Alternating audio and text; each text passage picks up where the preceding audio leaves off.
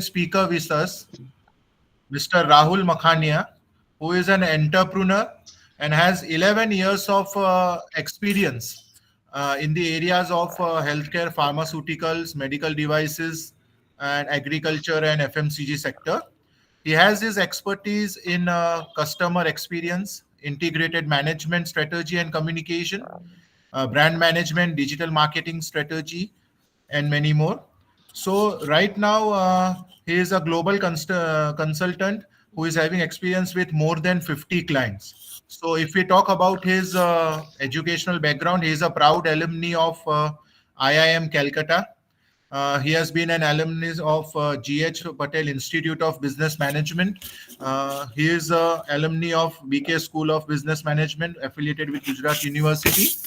So we welcome you, Rahul sir, for today's session.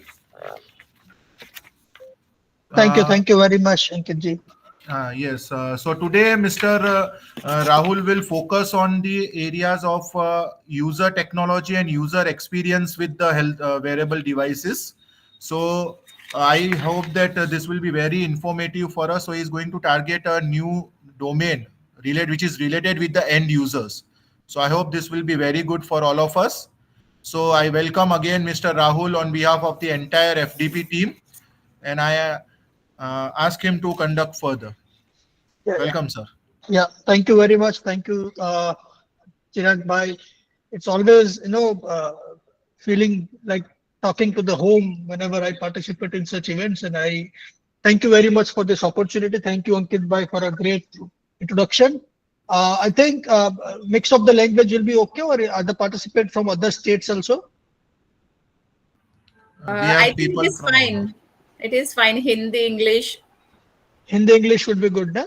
Yes. Fair enough. Yeah, fair enough. And also, I just need a brief, basic introduction. मैं किससे बात कर रहा हूँ? Whom I am talking about? Are they all the faculties? Are the students? थोड़ा अगर मुझे background मिल जाए ना, अगर if somebody can help me. Yeah, all are faculties. All are faculties, Okay. but most of them are researcher also. Okay. So they are working affiliated with the different institute across the India, right? If I'm not wrong. Correct. Yeah. Fair enough. So basically, I'm talking to my mentors and all the faculties, teachers, probably, right? So good evening, all of you. सबको प्रणाम, सादर, सब गुरुजी को. So देखिए sir, बहुत simple topic है. अगर आप, I can take it in two way. If you want, I can open the PPT. I don't wanted to do that, very honest. ठीक है, पीपीटी ओपन करके बात करने से बेटर है ओपन टू ओपन डिस्कशन करते हैं. Let's go in very good flow, जहाँ पे डिटेल डिस्कशन करेंगे हर एक पॉइंट पे. इन बिटवीन अगर मुझे जहां जहां लगा, आई शेयर माय स्क्रीन, ठीक है, and we go through the PPTs also whenever is required. तो एज टॉपिक सजेस्ट, और हम जिस चीज के लिए बात करने बैठे हैं और जो मुझे दिया गया है कि हेल्थ केयर के अंदर एआई और अभी जो चल रहा है, तो वो people are talking about artificial intelligence और ये सब चीज का जो डिस्कशन हो रहा है, तो वेरिएबल्स एंड रोबोटिक्स, ये दो चीज में कहाँ हम देखते हैं. ठीक है, so let's start with an very open question के क्या पॉइंट्स है, व्हाट यू गाइस सजेस्ट के जहाँ पे रोबोटिक्स एंड एआई आज की तारीख में हेल्थ केयर में कहाँ यूज होता है. Anyone can anyone point it out? Good evening, sir. Good evening, Chaya. Yes. The common example is one is wearing a Fitbit watch to maintain the heart rate when walking, the steps count and all. Okay, very good. So one example is wearable जहाँ पे use होता है वो है एक health के अंदर, एक हो गया स्मार्ट वॉच और Fitbit. Absolutely right. Anything else? इसमें हम लोग रोबोटिक्स भी ले रहे हैं, so we will focus more on AI and robotics in variables, right? The other example is the prosthesis arm, which is moving as per the training of the arm with the help of some AI algorithm, so that it could be helpful to the disabled people. Similar to arm, we can also make a legs. Okay. So that yes. Prosthetic limbs that could be useful for the people who has lost their crucial organ, how to do the day-to-day activity. There the robotics and AI both can help. Very good, absolutely right. Anything else? So, glasses are there that are AI enabled, but that are not so popular amongst the users. But these are coming some prototypes or these that they are having speakers or they are having some mic, and sometimes they are image to text conversion. But it is not being very popularly used. So, okay, fair enough. So when we talk about glasses, it is called as an AR glass, right? Which has all the feature, whatever you suggested. But I think that has not a significance over the health. Let's focus more on the health part, right? We should हम क्या करेंगे ना, देखिए मुझे मेरा home ground health care है, ठीक है, तो हम जितना उससे थोड़ा बात करेंगे तो आई एम मोर कंफर्टेबल. तो हेलो. ये, हाँ जी सर, जी Shanti ji. Yes sir. Mostly ये जो ब्लाइंड पीपल्स में भी हम इनका यूज कर रहे हैं, जैसे कि ऐसे एआई इनेबल्स स्टिक्स भी आ रही हैं जो कि पाथ डायरेक्शंस के लिए यूज हो रही है, ताकि जो ब्लाइंड पीपल्स हैं उनको मींस रोड क्रॉस करना या उनकी डेली लाइफ में वो उसको यूज कर पाए. Absolutely, absolutely, perfect. और कुछ तो अब तक हमारे पास क्या क्या आ गया है? We have a smart watch, right? We have a prosthetics, arms and legs. We have this stick and the glasses for the blind people. Anything else? Hello sir. जी. हियरिंग एड्स जो सुन नहीं पाते हैं अच्छे से, तो हियरिंग एड्स हम यूज करते हैं, that can also be included. Absolutely, absolutely correct. Anything else? One can make a robot with a tiny robot which can help in the elderly age people for because they are very lonely. So these robot basically helps the to finding out the emotions of the person, and accordingly they help the older people who are very lonely at the home, and they assist them for certain tasks. Okay, So it includes AI and robotics both together. okay, Uh, absolutely right. yeah, sir. Like in some operations or for some patients, if there are chip is inserted inside the body or in the brain, based on the diagnosis or based on their current condition, some doses is already influences inside the bodies also through the AI. So that is what we called as a controlled release mechanism, right? Yeah. What you are talking about Yes. is a very good research right now going on upon, where you can release the particular amount of the drugs and the API based on the data you have. So Yes, sir. controlled release drugs, right? What Yeah. else we had talked about? हमने smart watch ले लिया, stick glasses ले लिया for blind, prosthetics arm, hearing aids, hearing aids, और क्या बात की हमने? Sir, A people are socially using. assistive robot. It is called SAR, socially assistive robot, SAR robot. So, which is helping guide them, even suggest their medicine time, that this is the time of your medicine. Okay, और Sir, people are using some devices, some patch kind of devices, which are pasted on our arm to measure the blood glucose, and to find out what we eat and how glucose spikes are there in blood. That kind of patches are used. Glucose monitoring Yes, yes. Watch और wearables, right? Yes, and one startup I had seen in this Shark Tank, in which people who cannot sleep at night properly, uh, it is something kind of I don't know what kind of device they are using. They use it. They paste it. They below our ear, and eventually it will calm down the brain activity, so people who cannot sleep properly can like go to sleep easily. Okay, anxiety modulations, yeah. Okay, Yes, yes. okay, what else? Are we missing something? किसी ने कुछ बोला हो, मैंने यहाँ पे लिखा ना हो, ऐसा कुछ है? Detecting the disease in the human body. Okay. So let's put it down. Disease detection, right? Also And prediction. prediction. Yeah, Yeah, prediction. Yeah. yeah. Okay. What else? Hello sir. Yeah, yeah. Sir snoring के लिए भी watch आती है। Okay. सो वो क्या करती है? जब आप कोई पेशेंट है वो ज़्यादा खर्राटे लेते हैं तो उसके लिए सेपरेट वॉच आती है, तो वो डिटेक्ट करती है और वाइब्रेशन देता है ताकि वो थोड़ी देर के लिए वो बंद हो जाए। स्नोर बंद हो जाए। हाँ। Okay. Watch for. Or also we can have like in the sound therapy based on the for depressive patients, based on their emotions and the reaction detected, the particular type of the music tones can be automatically start like, or based on that app on the mobile they can handle the selection of the category of the music. थोड़ा repeat कीजिए, I lost क्या बात। Okay. हाँ। Okay. In a sound therapy, based on your mood, like if you are in a depressive, very sad, or very low, or feeling like the some type of the suicidal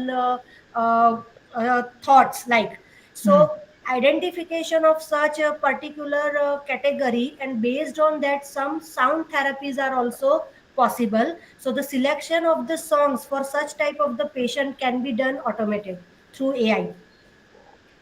mood based Yeah, songs, right? mood based song selection. हाँ.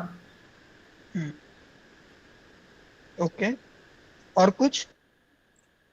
Hello, robotic sir. Good surgeries are evening. There, robotic surgeries मैंने लिख लिया। Yes yes please Hitesh ji. Sir, there are some apps that detect how much we are using particular app. If we are using for long time that app, like games we are playing for long time, so that apps will be blocked. So this is also for beneficial for health also and for timing purpose also. Okay. So app that calculate App that uses use time. that take more time actually. We consume more time. Like reels, we are looking for 1 hour, and then we can set the time that. ठीक है, ठीक है, ठीक है। Anything else? और क्या क्या ऐसी चीज है जिसमें एआई और रोबोटिक्स यूज होता है and that is related to the human body and health care? इसके अलावा और कोई चीज है? हम इसी के ऊपर बात करेंगे। See why I am making this list, because this are the topics which we are discussing further, right? एक एक करके हम डिटेल में जाएंगे and we are try to understand how actually the this successful products has been built, how these people develop from prototype to the product. एक successful product जब market में आता है तो उसके पीछे क्या क्या चीजें होती है जो एक company as an corporate they take is consideration कि कैसी प्रोडक्ट बनानी है, ठीक है? वो सब हम डिस्कस करेंगे। तो ये लिस्ट बहुत इंपॉर्टेंट है, we should still spend some time on that. तो जो भी आपको आ रहा है दिमाग में, यस चंद्र जी, चंद्रा ऐसा, yes please. Hi. Brain and neurology monitoring wearables. जरा एक्सप्लेन EEG. कीजिए। Easy, EEG device. Brain monitoring wearable. Okay,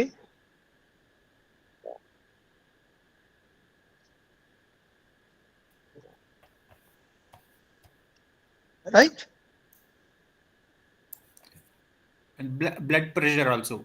Wearable to measure the blood pressure.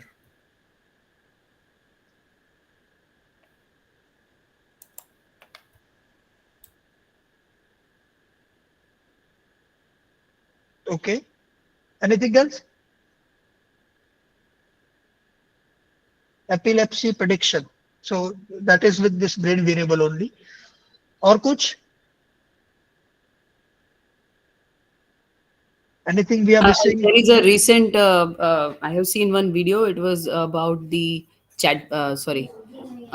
spill boat, in which they have identified a small pill which they need to swallow, and it has a camera. So that pill will be helping to, observe the internal of the body. It goes through the, it goes through the neck and going to the stomach and identifying different kind of ulcers or tumor or something like that, and it is disposable. So that kind of, it is called pill boat. The pill boat is the a particular a robot, a small robot, which one can swallow and observe the internal disease of the human body. So that is Absolutely. again, yes sir, pill Yeah, boat. that is what we call as a pill endoscopy, right? Yes, pill Yeah. endoscopy, that is. Yeah. Yes, Poonam ji. Poonam Sharma, Hitendra जी, ये बताइए sir. Insulin pump or insulin patch? Insulin pump and Insulin pump or insulin patch, which deliver insulin to the diabetic patient. insulin pump and Patch. patches. Yeah. Okay. Yeah. Exercise instruments, अगर आपका bond या कुछ impact हुआ है तो उसको properly stretch करने के लिए यूज किया जाता है. जरा एक्सप्लेन कीजिए सर. जैसे कि आपका कोई बॉन्ड टूट गया है तो बाद में आप कंटिन्यूसली 6 महीने तक वैसे का वैसे ही रखते हो, ठीक है, तो आपके जो मसल्स है उसको स्ट्रेच करने के लिए एक्सरसाइज इंस्ट्रूमेंट्स होते हैं, है ना, तो वो आपके मसल्स को धीरे धीरे करके स्ट्रेच करते हैं, तो उसमें आपका एआई का भी यूज कर सकते हैं. दूसरा एक है पार्किंसन के पेशेंट्स होते हैं, तो उनके लिए स्मार्ट शूज का यूज किया जाता है कि उनकी चलने की पैटर्न क्या है, मतलब कितने डिस्टेंस पे वो पैर रखते हैं, वो सब रिकॉग्नाइज करने के बाद उनको कैसे एक्सरसाइज करनी है, कैसे कैसे कौन सी दवा का डोज उनको देना है, तो ये भी एक है. ओके, इसको हम क्या बोलेंगे? Exercise instrument. क्लोज, ठीक है. और पूनम जी, Poonam Sharma.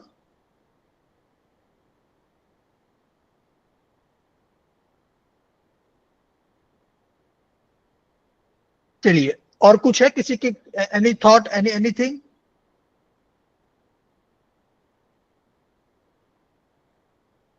Okay, fair enough. तो ये जो हमने लिखे यहाँ पे, whatever we has written on the screen, this is what we can say. इतनी चीजें हमको अभी याद आ रही है जिसमें हेल्थ केयर में एआई एंड रोबोटिक्स यूज होता है. एम आई राइट? अब ये मुझे ये बताइए कि कोई भी टूल में ये जितने भी प्रोडक्ट्स आपने बताए, अगर उसके की कंपोनेंट मुझे समझने हैं कि ये कंपोनेंट है जो ये सब प्रोडक्ट में होंगे, ऐसे कौन कौन से कंपोनेंट है ये जो सारे प्रोडक्ट में होने चाहिए और उसके बिना ये एक भी प्रोडक्ट पॉसिबल नहीं है, तो वो क्या क्या हो सकते हैं? माइक्रो प्रोसेसर, माइक्रो कंट्रोलर और micro processor. Micro processor, micro controller. For running this, you need to make some hardware like sensors. Sensors are also there, so we need sensor, microcontroller, microprocessor. तो क्या मतलब, ठीक है चलो, micro processor, micro controller, उसको क्या बोलते हैं? और थोड़ा थोड़ा एक्सप्लेन कीजिए मेरे को. Processing unit. Processing unit. Okay, चलिए, बढ़िया है. अब मैं लिख लेता हूँ यहाँ पे, ठीक है. हम बात करते हैं कंपोनेंट्स. एक हो गया प्रोसेसिंग यूनिट्स. चलिए, हार्डवेयर कंपोनेंट्स की बात हो रही है या सॉफ्टवेयर भी इसमें इंक्लूडेड? कुछ भी हो सकता है. It could be anything. Biosensors, so category, special category is biosensors. If we are inserting inside the body, it is sensors, right? Basically, kind of a sensor. Yeah. एक हो गया प्रोसेसिंग यूनिट, एक हो गया सेंसर, और signal conditioning for adaptability with the connectivity, like memory unit. Memory unit. The उसका things क्या is काम होता है? machine learning and deep learning algorithms. Okay, तो machine learning and deep learning algorithm क्या करते हैं? Maybe that try to prediction, or maybe they will do some kind of learning, reinforcement learning, or maybe supervised and unsupervised learning. नहीं तो that is something what we call as a process, right? Yes. Yeah. Process. तो वो तो process हो गया. That is a part of processing unit ना. Correct if I'm wrong. There could be possible. See, you all are faculties and researchers. वो बहुत बार हो सकता है मैं गलत हूँ. I am also learning something over here. So do not hesitate अगर कहीं पे मैं गलत हूँ. ठीक है. तो अब तक हम दो चीजें पे पहुंचे. एक चीज है प्रोसेसिंग यूनिट जिसके अंदर AI ML एल्गोरिदम हो सकते हैं which process the data. Another thing is sensors which get the data, which collect the data. Am I right? Yes. Yeah. Anything else? इसके अलावा क्या होता है? Sir, most of them are battery operated. Okay. Hello. Yeah. They are also IoT based. Many of them are IoT based. So तो IoT किसको बोलते हैं? What is IoT? Now let's जो देखिए ये जितने भी jargon आएंगे ना उसको हम थोड़े डिटेल में समझेंगे. अब IoT किसको बोलते हैं? So whenever AI and robotics are merged together, real-time data has been there. Suppose if we are considering robotic surgery, at that time you will have to capture real images, and then after you are considering exact operating region. So always you have to update. तो cloud computing पे data जाएंगे. You are also updating your gadget with the data and working with that. नहीं तो क्या हो गया? आप समझिए अल्टीमेटली हम किस चीज की बात कर रहे हैं? उसमें भी सेंसर है. Yes, IoT also has sensors. So how IoT works? Let's talk on the fundamental. How IoT works on three Yeah. particular computing, that is edge computing, fog computing, and cloud computing. At the edge computing, we have sensors whereby we are connecting the physical data from the environment and then we are giving it to the processing unit that will be given to the edge computing, fog computing. In fog computing, we have certain IoT gateways like routers and switches and other things. And then some of the data which are not necessary that will be filtered out and only the important data will be passing through the higher level of IoT that is called cloud computing. And after that, the end user will access those data as Ketki ma'am suggested that we have to see the real time data. So cloud will help us to observe those data and we can apply certain AI algorithm on it to take some decision. ठीक है. So let's again I'm simplifying the words. Be it IoT or be it any variable or be it anything what we discuss it out, right? The first thing what is requires is data, right? Data could be in any form. It could be in form of temperature, it could be in form of pH, it could be in form of image, it could be in form of weight, anything. There could be a sensor, right? Anything. So there are a group of sensors which collect data from the environment or from the body environment, from anything. So the work of sensor is to detect the data. Am I right? The basic principle why the sensors are there. What is senses? We have senses, we have eyes, we have ears, we have nose, we have mouth, we have touch senses. So what these senses are doing? They are collecting the data, right? Now what is happening with this data is this data goes to a certain processing units, right? Now all the terms what we talk about, it's AI ML, it's AI, it's ML, it's let's say for example algorithms, everything will be happening in that processing units and that will produce some outputs. Am I correct? Yes, sir. You all are with me till here. Now what is happening with this output? What else now? There is a battery component. We understand then there is a battery component also. Now what else? Actuation. The data What is needs to be actuation? communicated, so we need some Bluetooth device or Absolutely. Yeah. So that is what we call as a connectivity, right? And after that, with that connectivity, what will do? data can be sent to cloud or data can be transferred to eight devices where processing is not just necessarily to be done at the node. It can Take be done at the necessary edge action. also, or it can be done over cloud also. So connectivity is necessary at any point in given, rather sending data or receiving data, right? So that is connectivity. So we have a processing unit, we have a connectivity modules, we have sensors.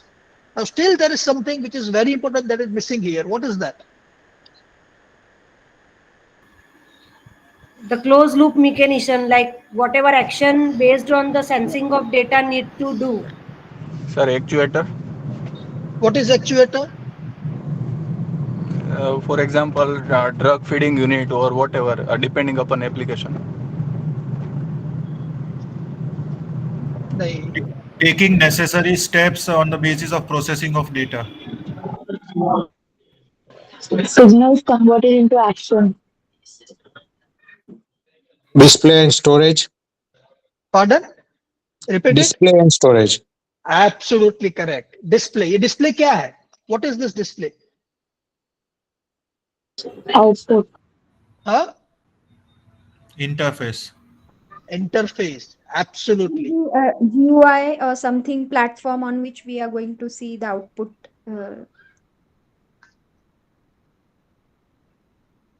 Interface ये क्या है? Display. ठीक है. अब आप समझो कि जो पूरा गेम है ना, एंटायर गेम, वो किसके साथ आप लोग करने वाले हैं? ये हम किसके लिए बना रहे हैं सारा चीज? Let's talk about one on one. ठीक है. समझ लो मैं स्मार्ट वॉच बना रहा हूँ. Humans or patients or humans. For users, right? अब अगर मैं स्मार्ट वॉच या हेल्थ बैंड बना रहा हूँ, डिस्प्ले के बगैर ये काम का है कुछ? Can it be used without display? Can you use smartwatch on health band? No. No. ठीक है. क्यों? क्योंकि you need an interface. आपको यूजर के साथ टेक्नोलॉजी को जोड़ने के लिए you need an interface. There is something, a name called is HCD. Anybody heard HCD? Human computer display. Human central design, right? So HCD is the principle which used to design any kind of wearables across the world. Entire world, any company, you take it Apple Watch, you take it Fitbit, you take any other companies, right? All the companies which create a human technology interface, the core of the core which they always keep in mind is human centered design, HCD designs. It is called as an HCD. This is the principle. Without HCD, you can't create any product. Not a single product out of this is possible if you had not considered human-centric design. Getting my point? Now, let's say, for example, let's take a glucose monitoring watch or wearable, right? So, now let's understand each of this point for all of this. Let's take an example of glucose monitoring watch or wearable. What is the sensor in this?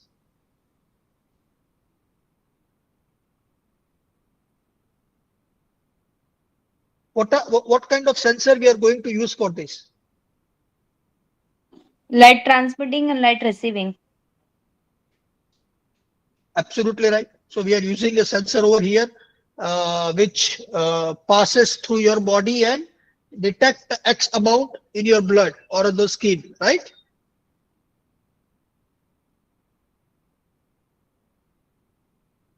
Sensor to detect light. Am I correct?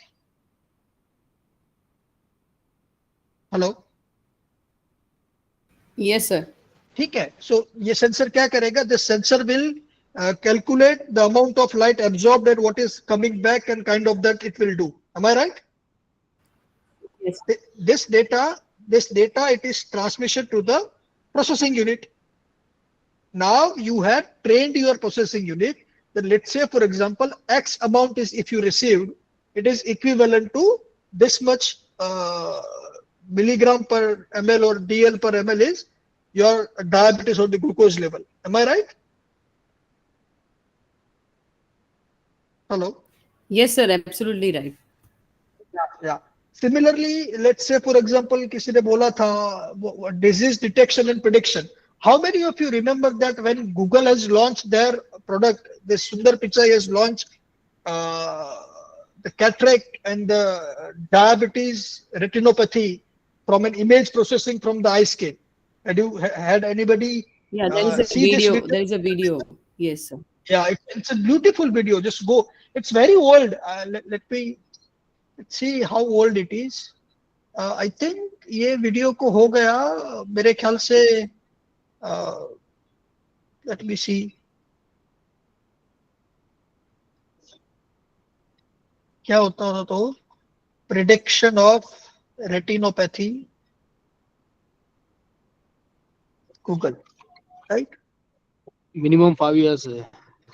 2020 में ये जो AI series आया था इसमें इसको cover किया था. हाँ.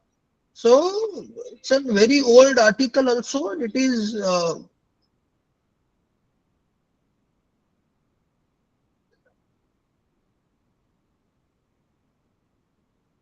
ये 2020 में लैंसेट पे आया था.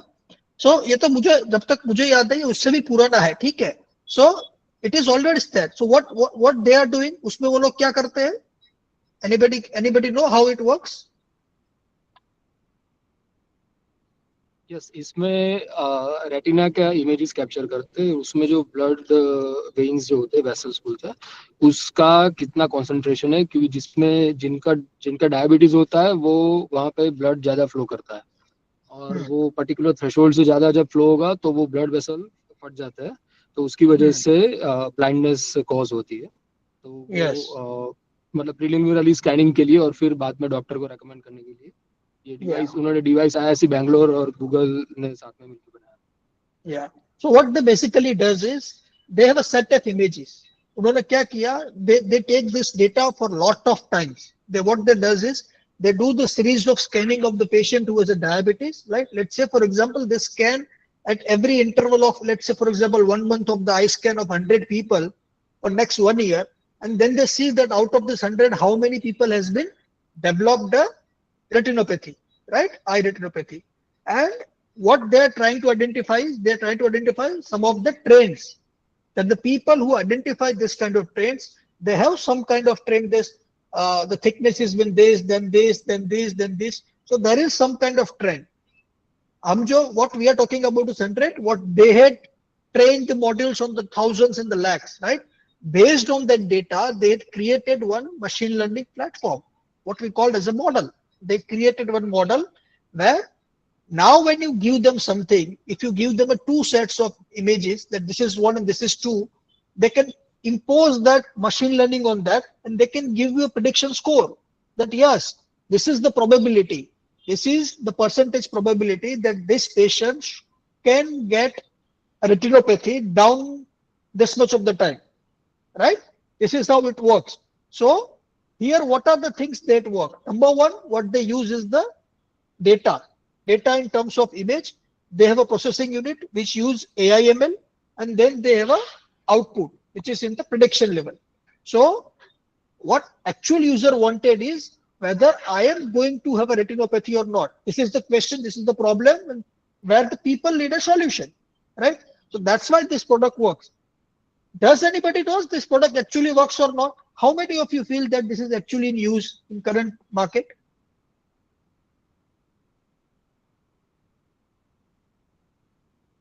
Any idea? Anybody have any idea that these are the data that they are currently using?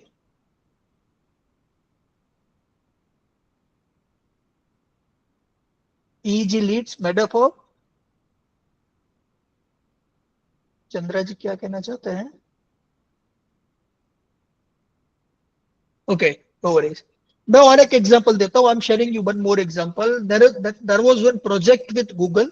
I was part of that team. What they're trying to do is with one of the reputed hospital in India, what they're trying post operations, right? Post any heart attack or post any surgeries, patients are admitted in the ICUs, and they have this 24 leads EEG. If you can see this continuous monitoring, right? Display hota multi-para monitor, what we call them, right? So what this multi-para monitor does is it records the heart electrical signal continuous. Now what this company is trying to do is across the all center of this hospital, they had gathered this data, each and every data, whatever data is produced, they gather it, and they try to identify the trend. That is there any trend that they can predict that this patient should have, and excessive myocardial infarction or the difficult or the what we call the revive or the repeat cardiac infarction in next 3-4 days in the ICU, and this patient is lead to a having lead to the death. So this kind of prediction they wanted to identify. They also get the trend also. Whenever you give some data, what computer does is they identify trend, whether trend is not or that. What we call as a probability. P value, everybody knows. What is the probability? P of 95, P of 100, P of 90. So they get the probability. but still none of the ICU, they spend crores of rupees on that, and they make they make one model where when you put a data of patient, a 12 hour or 24-hour data of an patient ECG, they will give you the prediction that this patient should get MI in next 48 hours. So you have to take care of this patient immediately. Preventive angioplasty, preventive CABG has to be done on that patient or not. This kind of product they made, but they failed very badly. Similarly, how Google failed in the retinopathy. Now my question is why? This both the product is failed. This is the classic example, right? There is sensors, there is everything that created these products, but still they failed. Why? Any thoughts? Sir, might be possible they don't have the sufficient data to judge each and every conditions in some different constraint means environment. Might be possible. Now tell me, do you feel that this is something very really important for the human, that they can predict whether they are having heart attack or not?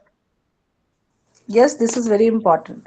There are plenty of patients available in the market in the world, right? Yes, yes, There are companies who are ready to spend over that also. yes. Then why it is not possible? Why they are so data limitation is not the constraint here. That is what I'm trying to say. If they feel the data population, right, is very low because of this happening, then the company can spend more on the more data. But that is not the concern. What is the concern? Concern can be patient specific, it can give the better results, but for the generalized it will become somewhat challenging. Challenging in what term? We are going in the right direction. What are the challenges? Can you elaborate that in? Challenges will be like in the generalized for the based on the particular disease, whatever for the application, there may be the varieties possible.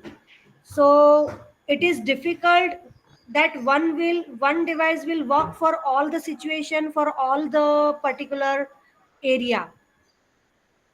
Like for example, if let's say I take the example of the detection of let's say epilepsy, then there are varieties of the causes, varieties of the age group also. So based on the age, based on your history, for the healthcare history plays a vital role. So there are many areas which affects the particular person based on the emotion, that is a psychotherapy issues also, it can be physical health, other issues in a combination.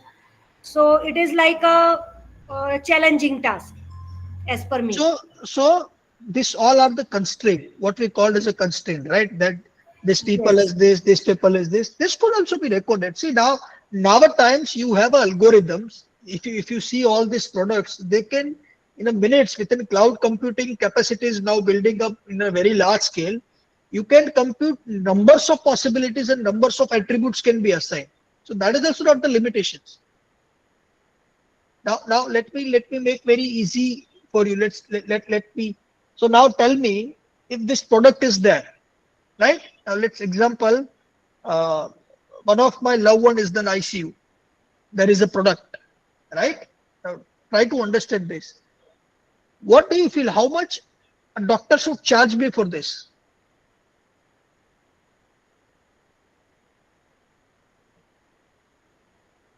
How much a doctor should charge me for this?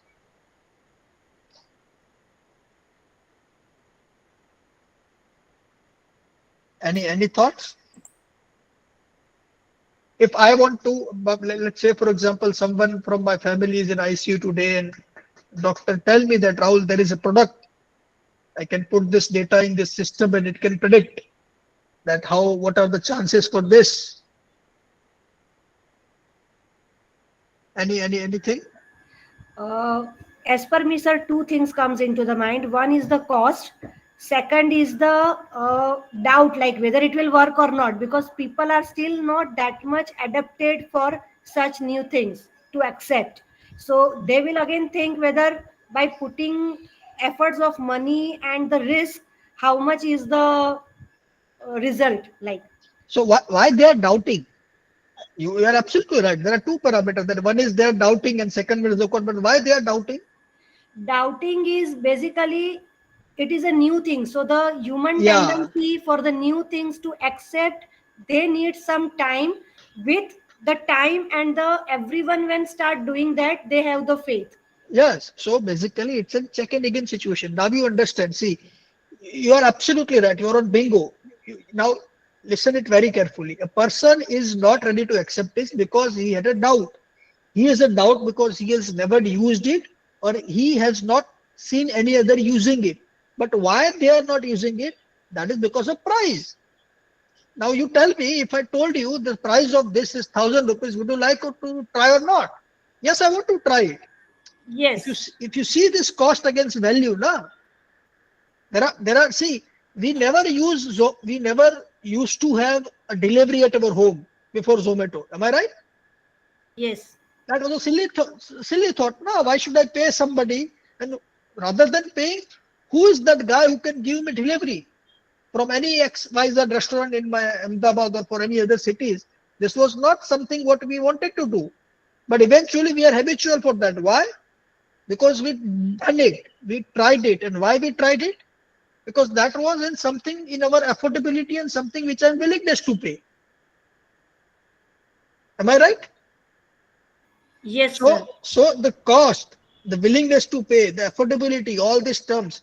So this concludes a very significant statement, and that is very crucial for when I'm talking to the researcher is, see, whenever we do research in institutes or in the companies also, the one thing which we always put in the center and the one thing which is always on the top constraint, that this has to be a human centralized. If your research is absolutely right, bingo, you can get a trademark out of that. But what if it is not able to use people? People are not able to use it. Are you getting my point? There are so many research. You go to the YouTube, you identify, you see the videos. People are showing you numbers of research and innovation that are actually they are happening, but they are not actually able to produce it in the people use and actual uses. Why? Because they had missed the main part of human centralized design. And that's why I'm putting very emphasis on this is, as a researcher, whenever you do anything, whenever you're planning to do any research, whenever some of your students is planning to do, whether they are entrepreneur, whether they are doing projects or something, ask them to develop this practice, that always put HCD, humanized concept, humanized approach, that this product has to be used by the people. This product has to be used by the users, right? How many of we wanted to go to the Mars? Almost everybody. If it is in affordability limit, na? Space is going there. Already Mars पे सब लोग जा रहे हैं, चांद के ऊपर इतने लोग जाके आ गए, हम सबको चांद पे जाना है. We all wanted to go to the moon, but are we capable enough to do that? No. So that technology is at a single place. I respect the technology, but it is not for the people. It is not for the users. So that is very crucial when we talk about wearables, specialized. Why? Because wearable is something that has to be in somebody's limit to purchase. He should get some value out of it. He should feel that I'm spending on something good. There are very less people. I don't think less is also more when we talk about that they spend XYZ amount for anything. Right? There are people who travel in business class also, but why they are spending? Because they are getting value out of it. But when you talk about certain technology, they will not spend on that. And that is the reason why many of the innovations, many of the research, right, done in the institutes or in the company and initial startups are dead at very early stage of their life, because they miss the very crucial part of humanized central designs. Are we clear on that part? Right? I hope, Yes. yeah. So this is very crucial when we talk to the researchers like you, because you people are going to mentor the students. So always ask them, create something which actually create the value for them, right? Validate the ideas. Are you going to create something which is, let's say, for example, they can willingness to pay. Our user is going to use it or not. Now here, let me give one more insight on that. There are two terms, right? Can anybody tell me difference between these two terms? Affordability.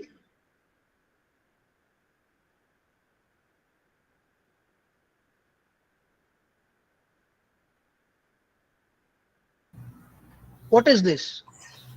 Anyone?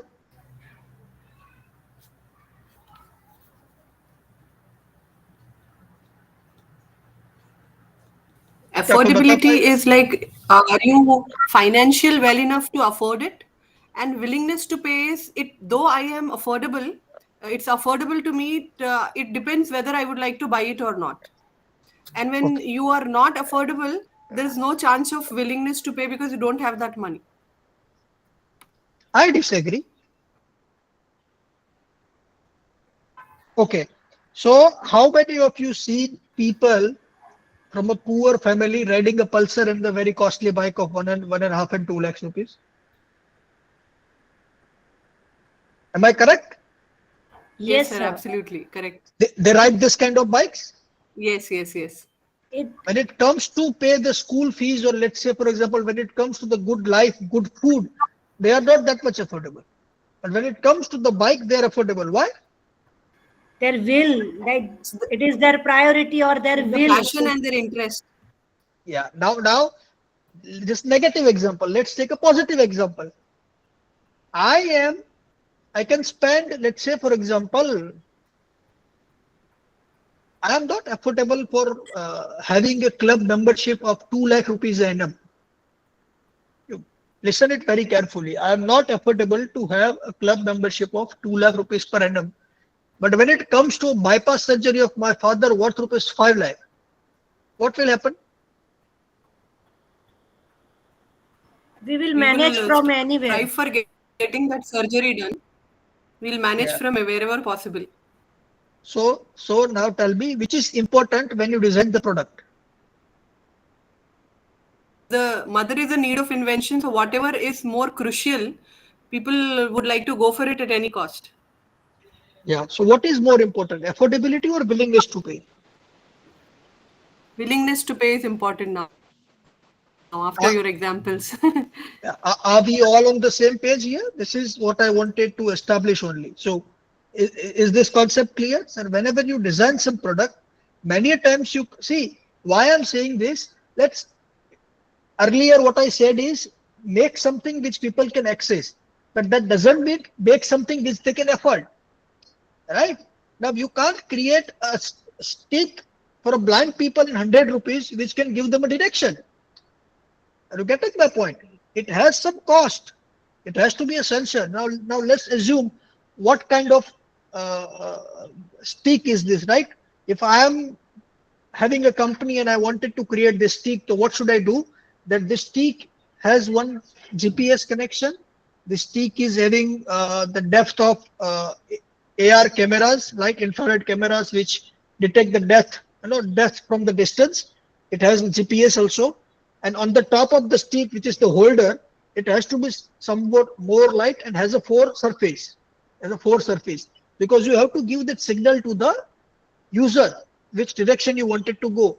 So there are two options. Either it has to be connected with the Bluetooth and it say take left, take right, stand ahead, something kind of that, or either it has to be vibration, the take left, right, something kind of that. Now this is not possible in 1,000 rupees. Are you getting my point? So what is this matrix? When I'm saying make it accessible to the people, it doesn't mean it has to be affordable to the patient, but it has to be in the range where people are willing to pay it for it. So there is something which is called as a value. Value for, हम बोलते हैं ना कि I'm not getting value for money, I'm not getting value for the amount I spend over there. So what is this value? Why it is so much important for us? So let's try to understand. When you go to the restaurant, like let's say I go to the restaurant and that is something we had expectation out of that. So in management fundamental, there are three more terms. One is expected expectations, right? Then there is something accepted.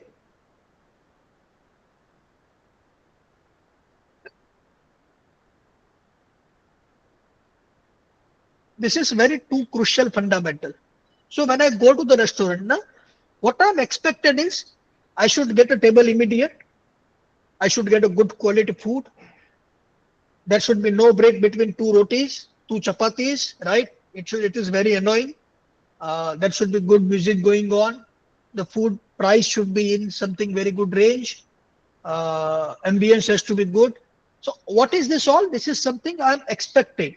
So this is my expected expectation of the dining experience when I'm going with something. But are we getting it actually? Whatever we accepted, whatever we are expected out of that? How many of you are getting everything as per your expectation?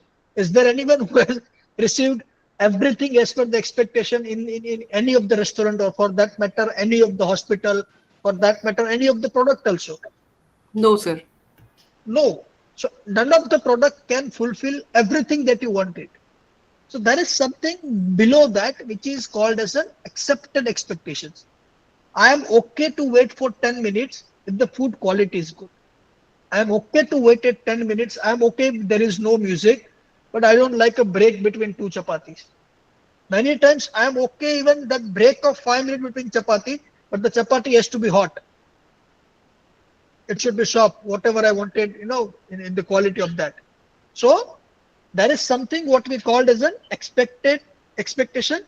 Below there is something called as an accepted expectations. Now the company which gets success are always in this band, right? The company which is not able to reach to this accepted expectations, they never get success. They have to be here somehow, right? And the company which are always beyond expectations, they are the market leaders. They create the monopolistic and the oligopoly markets, right? Can you give me any example where company has been above the expected level always? Does anybody knows any company like that? Anything in mind? DMart. How? Because I get a shampoo which is worth 800 rupees. I get it in 400 if I buy in a large quantity, and it is beyond my expectations. And there are many such things where I get at a lower price, but I have to take it in a bigger quantity. And still you have to wait for the billing counter also, no? It depends on, I go according to my timing during So when so you are not getting the convenience at that time. huh. Then it is not that much, no? See, when I purchase from Amazon, my priorities is convenience and price both. Yes, agree. When I go to the DMart, my priority is it price, not the convenience many times. There the priorities I have to feel that satisfaction, what we called as a purchase satisfaction, that I should get satisfied, and there is a fear of getting cheated. So I go to the DMart and purchase it. I check the price. So there is a very large group of people in India who check the price online and purchase on the offline. This happens. Correct if I'm wrong. Right? Yes, So sir. why? Because there is a different kind of priorities.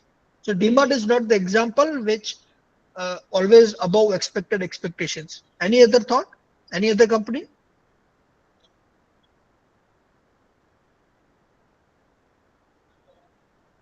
Does anybody have any thought on this? So identify the markets whereas there is a monopoly or oligopoly.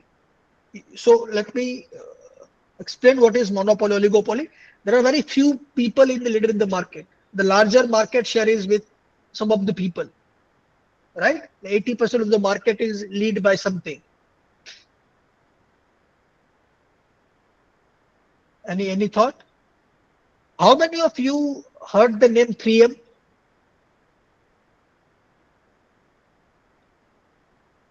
3M, how many of you heard this name?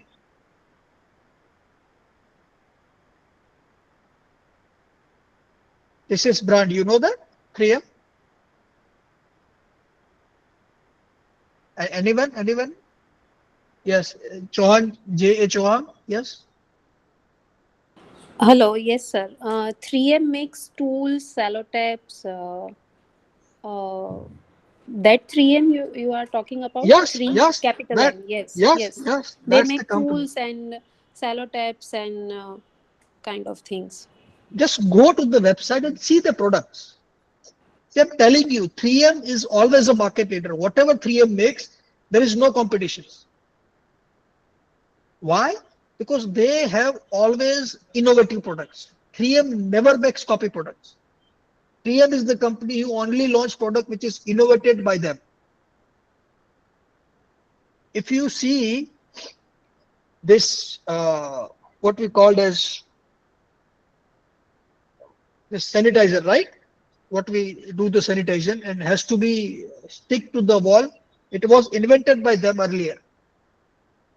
Then they exit the market. Once they feel that everybody is doing it, they don't do that product. They stop doing that product. They have this stick. If you, how many of you have this Ganpati or any ideal in your car? Mostly everybody has. There is a tape between that. You remember the tape? Double side Yes, tape. double side tapes. Yes, sir. That is the product which is best in the market from 3M. They have this formula with them, patented. All of the product of 3M are patented. So 3M is the company which create all the products which is beyond the expectations of the users. Why? Why it is happening? When user has even not imagined that product, they identify the problem in the market, which even we don't want or we don't know about it. Let me explain it in very in different way. So, does anybody does landmark forum or any of the event? There is one philosophy which we called as knowing the knowing. So I know what I know. This is little bit complicated, so be with me, right? There is something what is called as I know what I know. So I know how to operate a laptop. I know how to operate a mobile. I know how to drive. I know how to walk. I know how to cycle. So this is something. This is first data set. Second is I know that I don't know. I know that I don't know how to go to the space. I know that I don't know how to drive an aeroplane in the air. I know that I don't know how to make an CT scan machine. Are you getting it? So this two set of knowledge is there. But this both the knowledge I have in my conscious mind, that there is something which is I know that I know. There is something which is I don't know, but I know that I don't know. Correct? But this is a very limited piece of information. There is a very large piece of information that I don't know that I don't know. All with me? Yes, sir. It is very true. I was knowing this thing. Yeah. So majority of brain, because we had not explored anything. We had not tried or not explored. So we don't know whether we know or not know. Absolutely. So there are certain things which I don't know that I don't know. Now, expectation is always fall in that matter. Now you tell me, let's figure out of this product. Let's say, for example,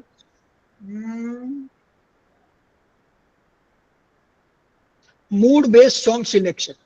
Now people don't have expectation out of this. Why? Because they have never thought about it. Are you with me? People don't know. And people don't have any expectation out of that because they never even thought about this kind of product or this kind of applications. Right? But When we launch something, what we do is we set the expectations. We establish the expectations. So it is the responsibility of the product owner to set an expectation in the mind of the people.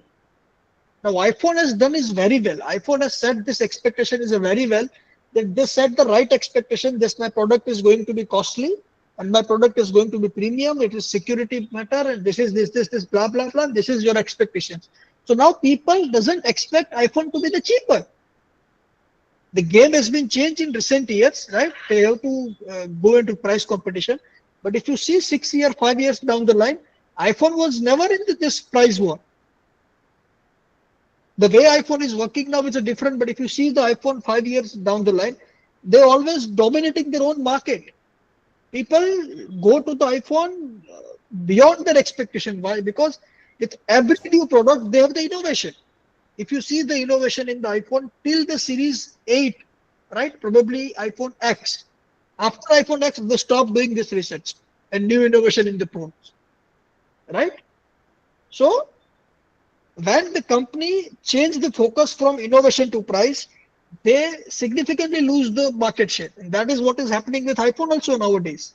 People are shifting to the many other many companies, other Samsung and all that.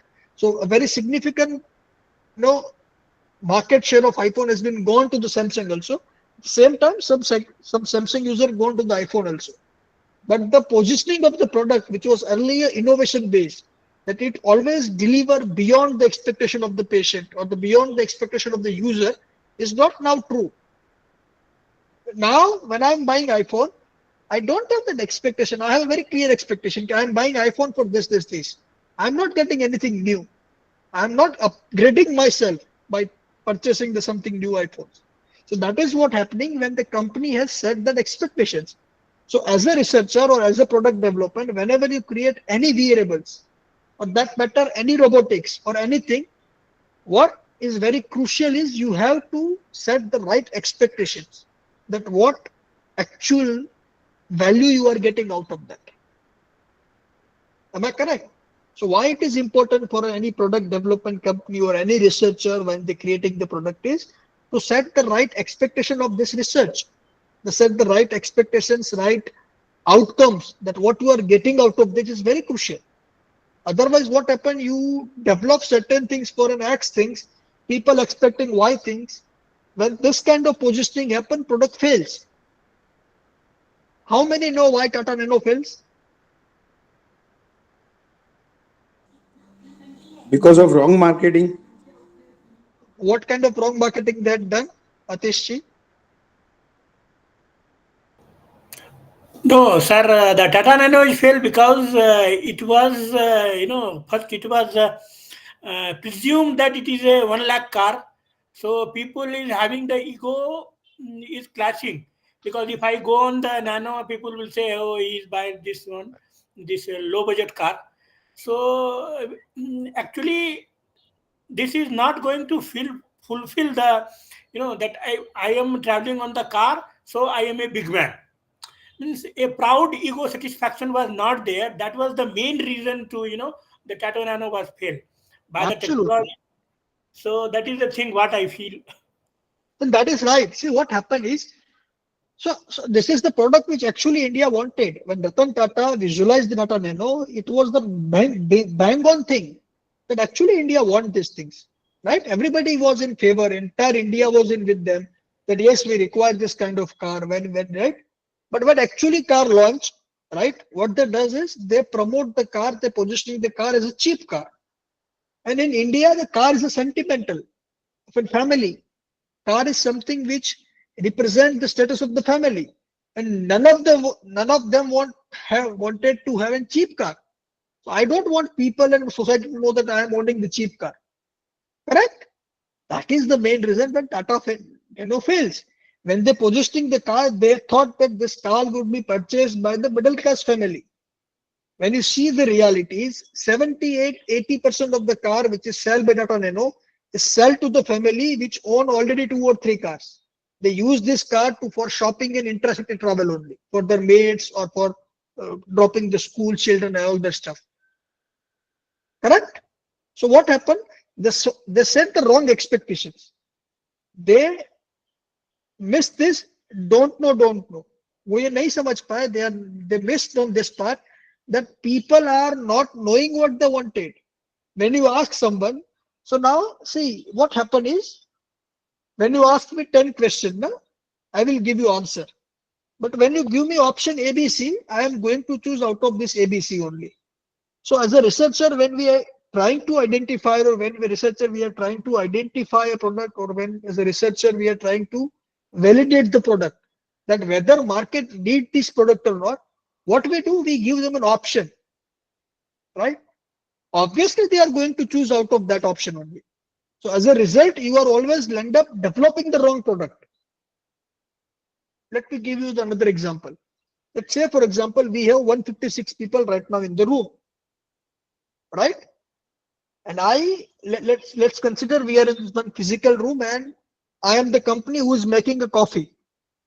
I have a very good coffee shop, and I'm making the coffee.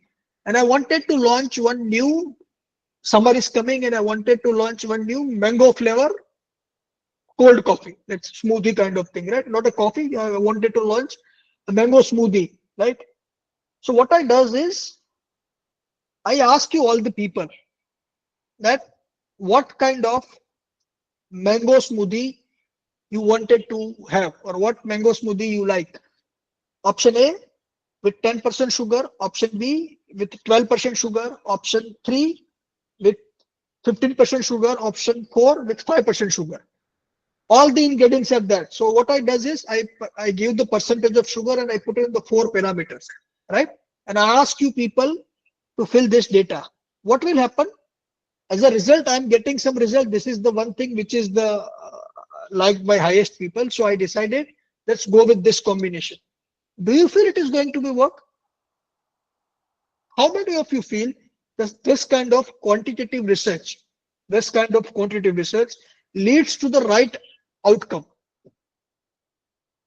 How many of you are in favor of this kind of, because this is actually patent what we are doing as a researcher, right? Even whenever I do the consulting with the company, whenever we do the market research, this is the standard practice. If you see their questionnaire, what they ask to the user, this kind of question was always there. Correct if I'm wrong. Does anybody have any other kind of the mechanism when they are identifying or doing any kind of this research? I would love to hear it. What kind of research methodology you are using when you are trying to do some research? Anybody? We have a lot of researchers here, right? Out of 156, I know there has to be someone who does this kind of research. Anyone?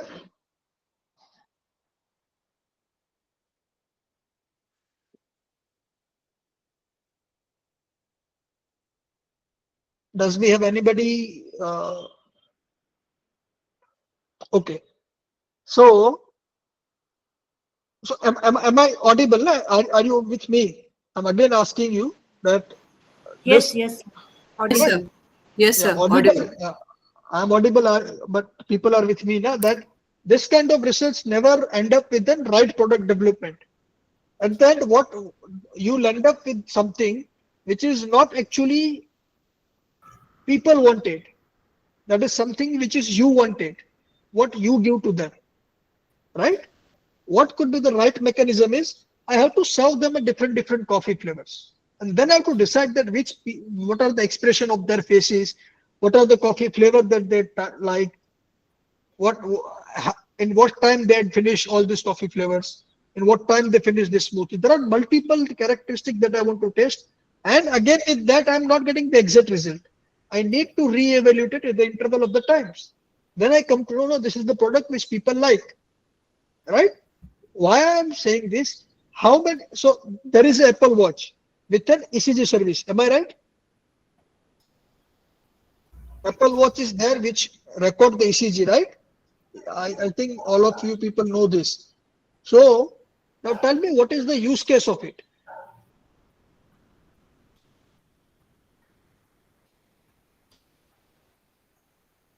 Pulse rate. Yeah. Pulse rate? It is with boat also. When you take a boat watch worth rupees 1500 rupees, they also give this pulse rate and SpO2.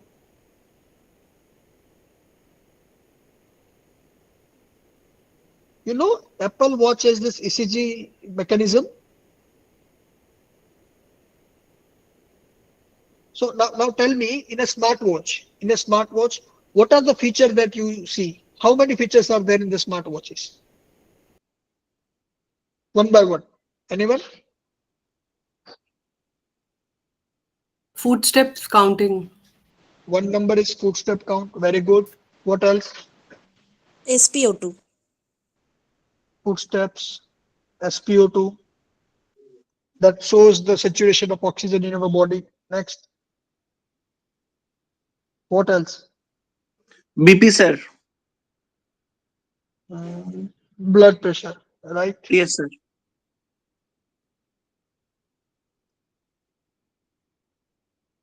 What else? Is there a watch with blood pressure? Yeah. Is there any watch? Who says blood pressure? Ji Hiral ji, please. Hiral Bingradia, please. You are on mute, I think. Who says this blood pressure? Is there any watch with the blood pressure? I don't think so. Does anyone has idea on this? कि क्या market में ऐसी कोई watch है क्या जो blood pressure measure करे? I don't think so. I don't think so. No. Sir, smartwatch capturing this type of activities. Heartbeat, sir. Heartbeat, yeah, that is true. This is question, huh? I mean, I'm not sure. That's why. What else? Sir, measurement. No, so they calculate. They doesn't calculate the water management or the hydration of your body. They calculate your input, how many water you had drink, how many liter you had drink. It's manual entry. It is not a sensor. Sir, sleep monitoring. Absolutely. How they calculate sleep monitoring? Anybody has any idea? I think we start using our phone and we stop using our phone. So in which our phone is ideal, means nothing happens in it. We don't touch the screen. We don't open the applications. Only some notifications pop up. So phone may track the touch and opening of applications and everything, and then they calculate by what time we have stopped using the phone, by what time the we have start using the phone, and then it may be Okay. calculating it. How many are agree on this point? Actually, Does any there is a device called CPAP machine, which actually does the sleep study, and it actually used to treat the syndrome like constructive Sleep sleep apnea. apnea or the central sleep apnea. So those machines actually do the sleep study and how many events occurs. no That no. means how many times. So that is true. Sorry to stop you here, Paulo Biji. What the discussion was going on, that watch, On smartphones. every smartwatch shows a deep study, right? That how many hours you would sleep. My question was how they calculate it. The answer from one of the participants is they see when you stop using the phone and when you start using the phone. This is the interval they calculate as sleep time in the night, right? So how Uh, many of you agree on this and how many have a different opinion? I I think have it different can be. opinion. I also have different opinion. I guess when the activity stops through the watch, it observes that when there is no activity, no work, no steps, then it might calculate the time as sleeping time. Actually, it tracks the body positions for sleep patterns. Okay. What else? It basically monitors the movement and heart rate of the person, because Sir, while we are heart rate. sleeping, our movement and all are restricted. I think so. Yeah, I think heart rate is the main parameter which is absolutely. used for So finding the deep sleep. SpO2 level, heart rate, along with a limited, dependency on the movement. Actually, this watch works. When they see a constant heart rate, when they see, I'm telling you, if they track on the base of the phone, says last 1.5 years I had not touched my phone, right? So does it means I am sleeping? No. There are 3 hours many times when I'm in something, I don't touch my phones. So it doesn't work like that. What it sees is when I have a watch over here, it shows a constant SpO2 level, it shows a constant heartbeat level, and a little bit of the posture, body posture, that this watch is limited and not moving in that frequency. This is the time they consider as a sleep started and sleep end. Clear? Right? Now, Yes, sir. how we started this calculation is the ECG. So does anybody, I think this is new information for you. Let me show you that also. So now Apple Watch has introduced this feature already where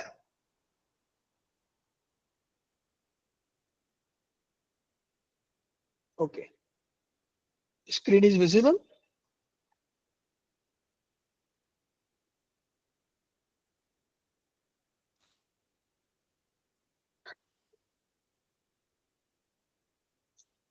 Now this is the Apple Watch. This is their feature.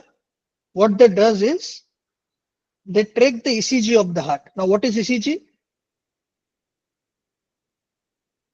Electrocardiogram. Yes, this is ECG, right? So this is what that watch has started doing it based on their models and the lot of investment they had done on this. This is the very successful product. Let me be very honest to you.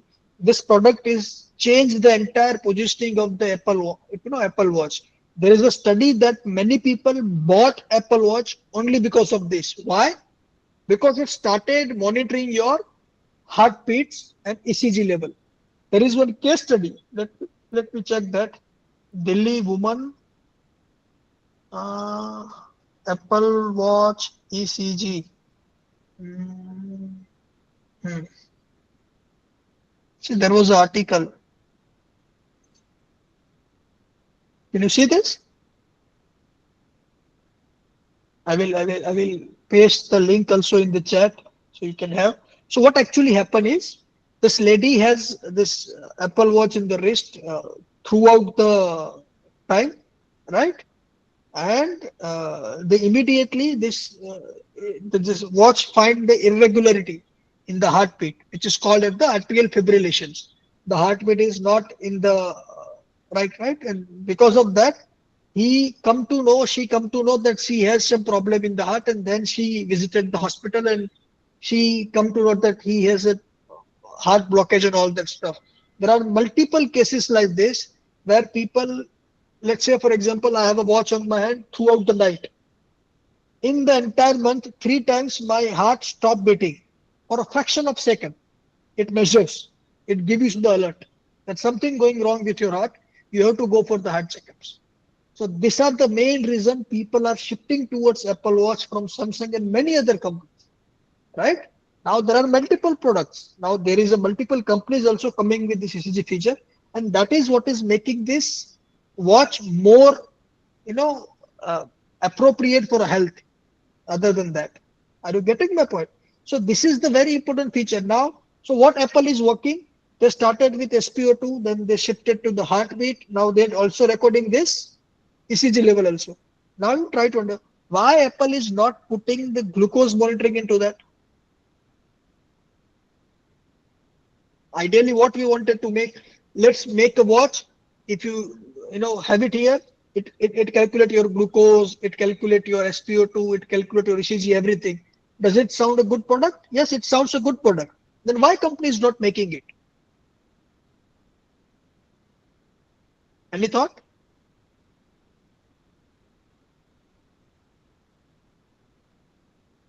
Maybe, sir, it will come with a cost and size and accuracy also. Absolutely. Size, aesthetics. right? When anybody creates the product, it has a very much important. If now you assume if Apple dial is this much bigger and this is what you people prefer. So they wanted this health and everything as a priority, but they will not compromise on the aesthetics and the branded part of that. Clear? So that is also very important when you create any product.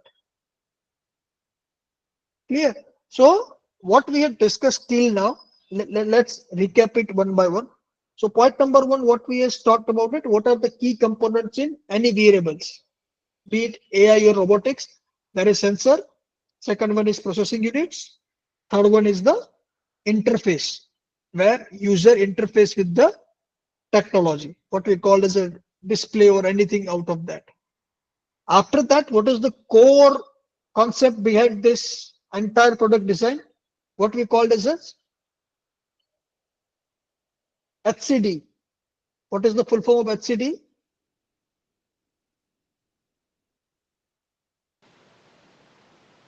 Human-centered design. Yeah, so that is called as a human-centered design, right? Now, after that, what we have discussed is importance. When you create the product, you have to take care of the mind in the affordability and willingness to pay. Whether Value, producing the value. value for money. We discussed that also. Then what we discuss? Expected expectations and accepted expectations. Yeah, so we're discussing what user are going to expect out of that and what other user are not going to expect out of that, right? What else?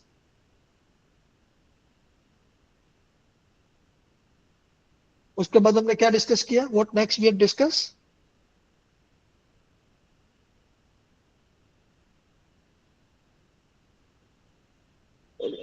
अभी जो last हमने क्या discuss किया?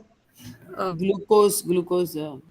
We discussed about the aesthetics of. Right?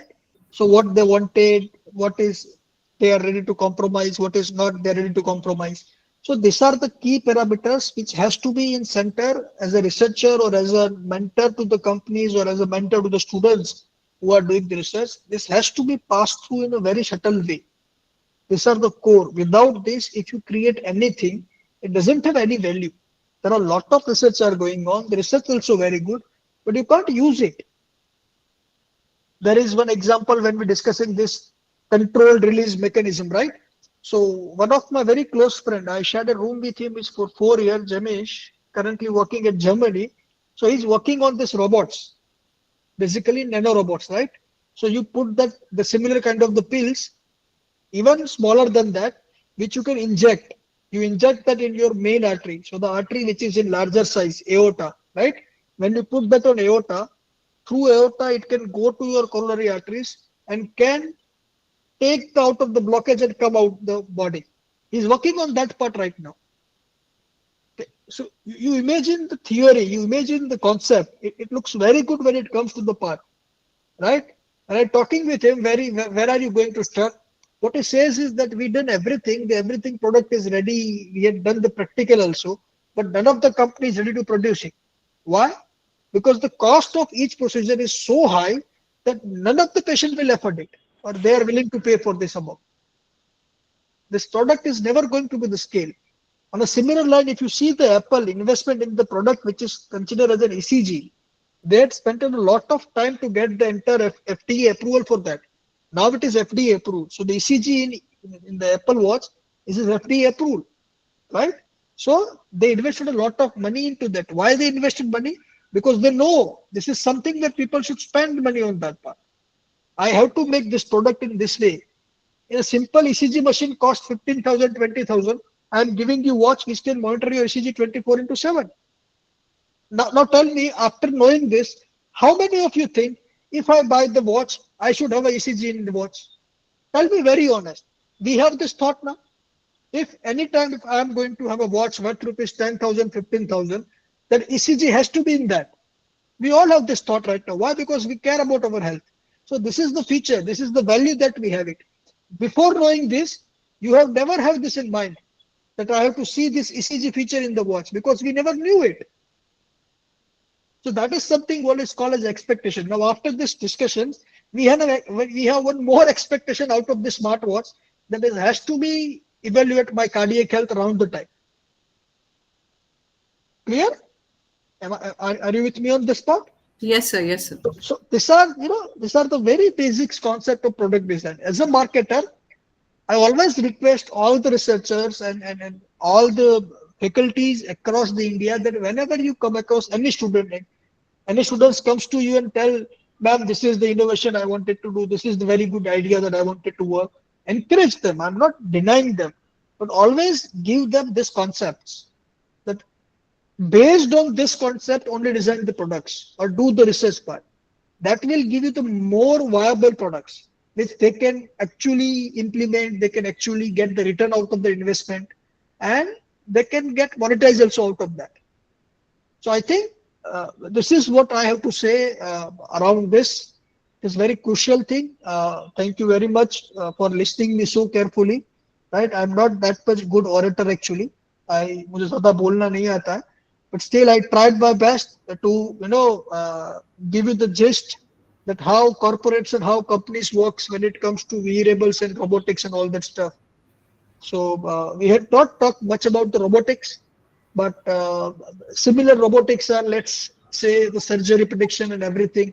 Why it is happening? There are last 2 points, and I will wind up my discussion because I think it's already 7:29. I have 1 minute left. Am I right, Ankit? Yes, We have sir. to wind up Yes. by 7:30. No, I will Yes, take yes. last 1 minute. Yeah. So, Okay. see why this technology. It is not like that. This technology was not there. There are two crucial innovations that happen, which has result in so much of outburst of the AI in ML. Number one is the connectivity of internet, 5G. Let me tell you very honest, accessibility to the internet is a very big push towards AI MLs. Why? Because now people has an easy resource in the computing, cloud computing. You can sell, you can connectivity of uh, high-speed internet. Let's say, for example, robot. What actually robot does? When I move my hand here, the needle has to be moved in the body. Why it is speedy? Now, let's say, for example, virtual robot sitting at Ahmedabad. If I need to operate one patient in the outskirts of Rajasthan, immediate surgery I have to perform, I can do through with robot only when there is a good internet connectivity. BP_carry 018. I do stitch here.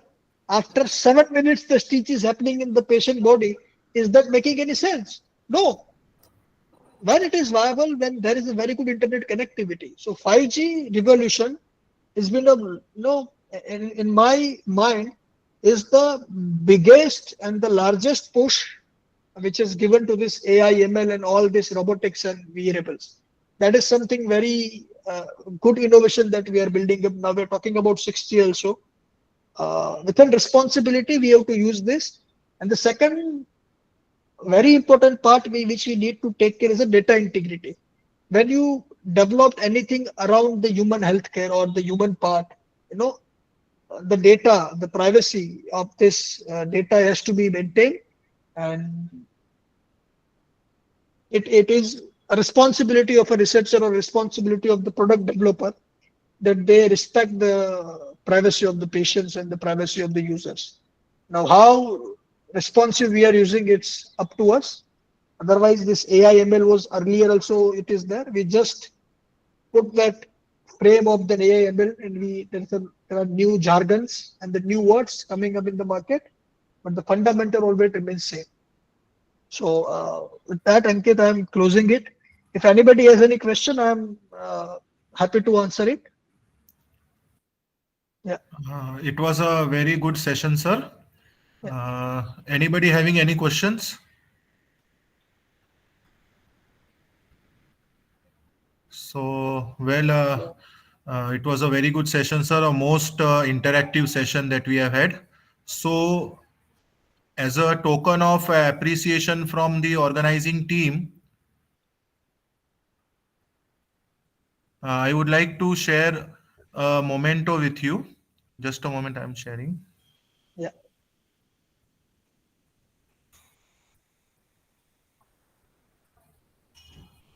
So, Please accept this as a token of love from our side. Thank you very much. Yeah. Yeah. So we are in short of time. Yeah, The next speaker has already arrived. So I request each and Can we have a everyone group to photo? please start your video so that we can have a group photo. I request everyone to please start on their videos.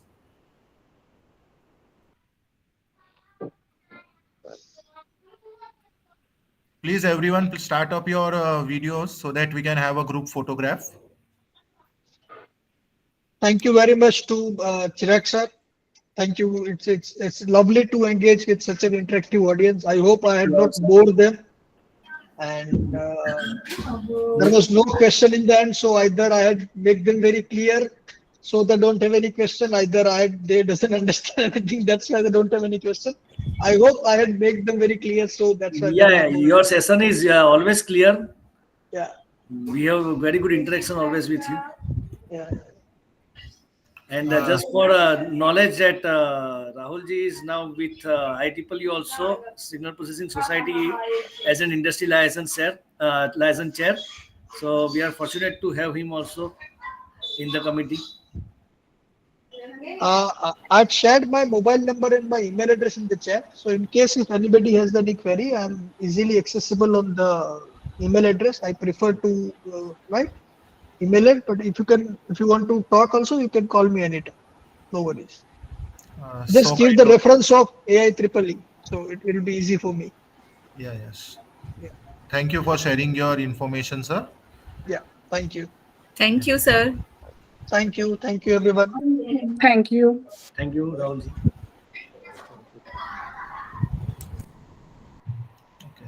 So now we move forward and we invite our new speaker, Dr. Monica Agrawal. She has joined us. Am I audible, ma'am, to you? Yes, you are audible. I am just moving to a quieter place. Yes, sir. Yes, ma'am. So I'll introduce the speaker to you. So today's speaker is Dr. Monica Agrawal. She is working as a professor at IIT Delhi under the CARE group, which is Center of Applied Research in Electronics at IIT Delhi. She has been associated with IIT Delhi since 2003 and has carried out various academic and research roles at that institute. Dr. Agrawal has done her BTech and MTech from the Regional College of Kurukshetra in the Department of Electrical Engineering and EC. She has been awarded with the PhD degree from IIT Delhi in the year 2000. She has successfully completed more than 20 funded projects from various reputed organizations like Directorate of Naval Training, Ministry of Defense, DRDO, and many more. She has a fabulous publication records comprising of more than 80 journal publications and 70 conference proceedings to her name. Her areas of research include quantum computing, array signal processing, medical signal analysis, image processing, 5G communications, Internet of Things. Apart from her academic role, she serves as an editor at IET. She is also an active member of IEEE and is chair of the SPS Delhi chapter of IEEE in the Delhi section. Today, we are very privileged to have ma'am as our eminent speaker. She will be discussing about the physical perspective of quantum computing and machine learning that can be used in the healthcare applications. So we welcome you, ma'am, for this session. And I invite you to start the session. Hello.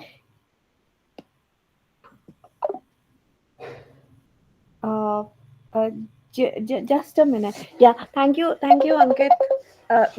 Just. Yeah, no issues, ma'am.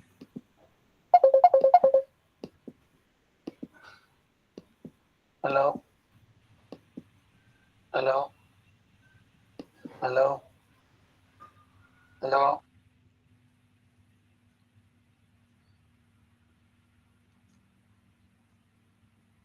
കേട്ട്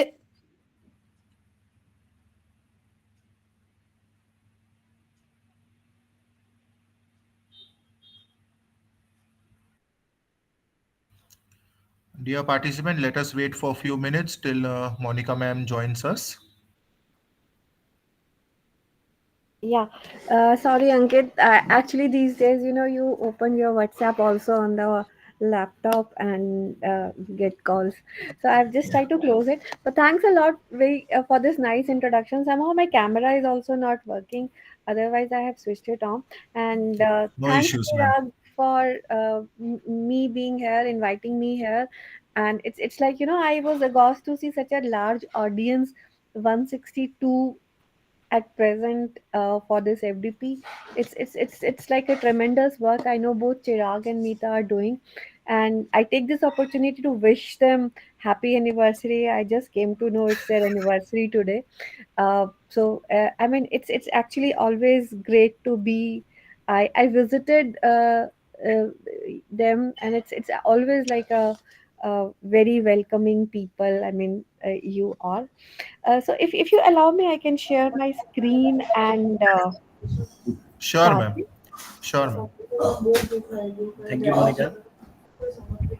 Uh, as Ankit said, I will be talking about the quantum computations. Though I mean it's an online thing, and I am talking to myself to my laptop only. But feel free to interrupt me anytime. I mean the audio is always there, and we should be interacting. We should not make it like a one delivery session. I mean it's like an interaction we should have. So the idea over here is that in next 1.5 hour that we'll be interacting, that we understand what is quantum and how it is going to help us in the coming times, and why it is becoming a hype these days. So as I said that I'll be talking about the physical perspective of the quantum computations. Mostly as a signal processing person, uh, when we started our PhDs, our supervisors have asked us to learn more about maths than physics. And as we grew, linear algebra, real analysis, statistics, all these terms went along with us. And some of us have got some understanding, and that was required to understand and develop some algorithm in signal processing. But physics, which was also important, we have not spent much time on it. I'm saying about myself. I know people might have spent time on physics also, but somehow I feel that that is what is lacking. We don't understand the physics, and we design the system mathematically. That is why many of the system does not work. Our simulations that we do are not the real simulations. We always have that error, and so that is what we call as an experimental error.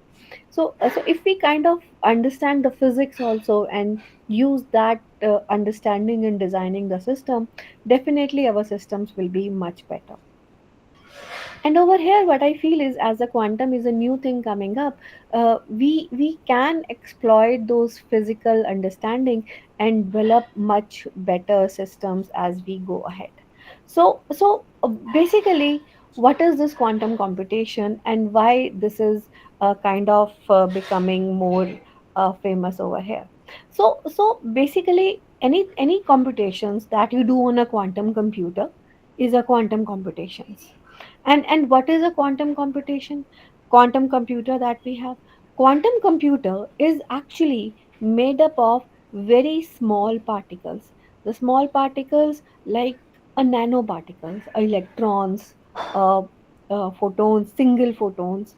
So these small particles, they also move. They also have their mechanics with them. So we can study these mechanics, and this mechanics is what is known as a quantum mechanics. Whereas the classical mechanics is the mechanics of a big particles like a macroscopic particles, the balls, the buses, the trains. So that is what a class difference is. Now, though I can say that the mechanics that I have for big particles I can apply on the small particles also, but the small particles might have their other behavior which becomes hidden when we talk about a big particle. Like I give you an example. Suppose I'm talking about a bus moving. I want to know its velocity. I and its position. I'm okay with the certain limits to it. Okay, 1 meter, plus minus 1 meter, plus minus 10 kilometer per hour, I am okay with that. But when I come to a smaller particle, I that number also reduces. The limits at which I'm talking about in case of a big particle become very different when I talk of a small particle. So this kind of this kind of uncertain. So basically, when I want to, I'm moving on a road, and I want to know my velocity and my positions at the same time. So that is not exactly possible. See, the moment I kind of know my velocity, my position is keep on changing. My position is not fixed, it is moving. And if I say my velocity is zero, only then my position is fixed. So my velocity and my positions, I cannot understand at the same time.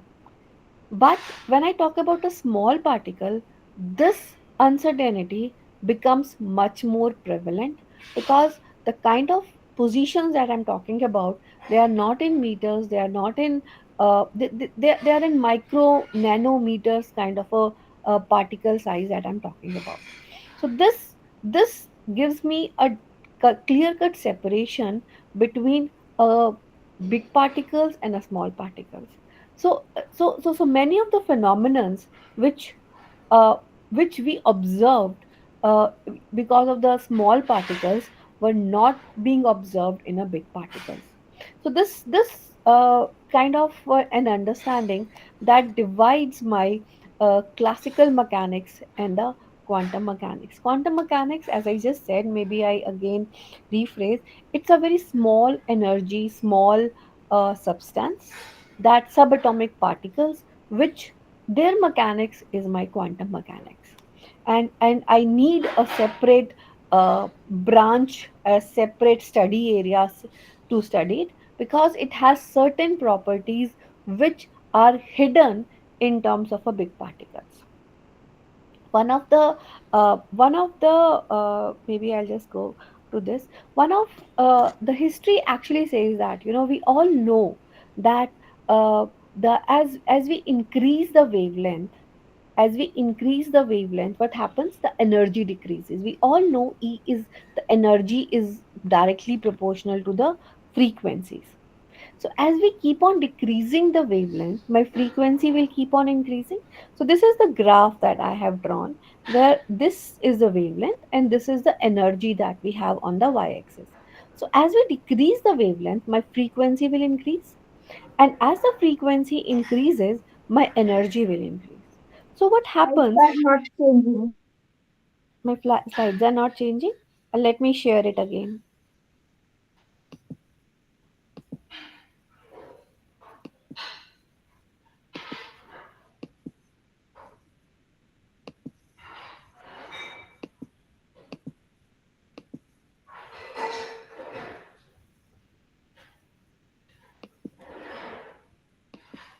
Are you able to see the slide history? Yes, madam. Now it is Yeah. visible. Yes, yes. Yeah. Now it's visible. Okay. So as I decrease my wavelength, my frequency increases, and as I go, my wavelength approaches almost zero.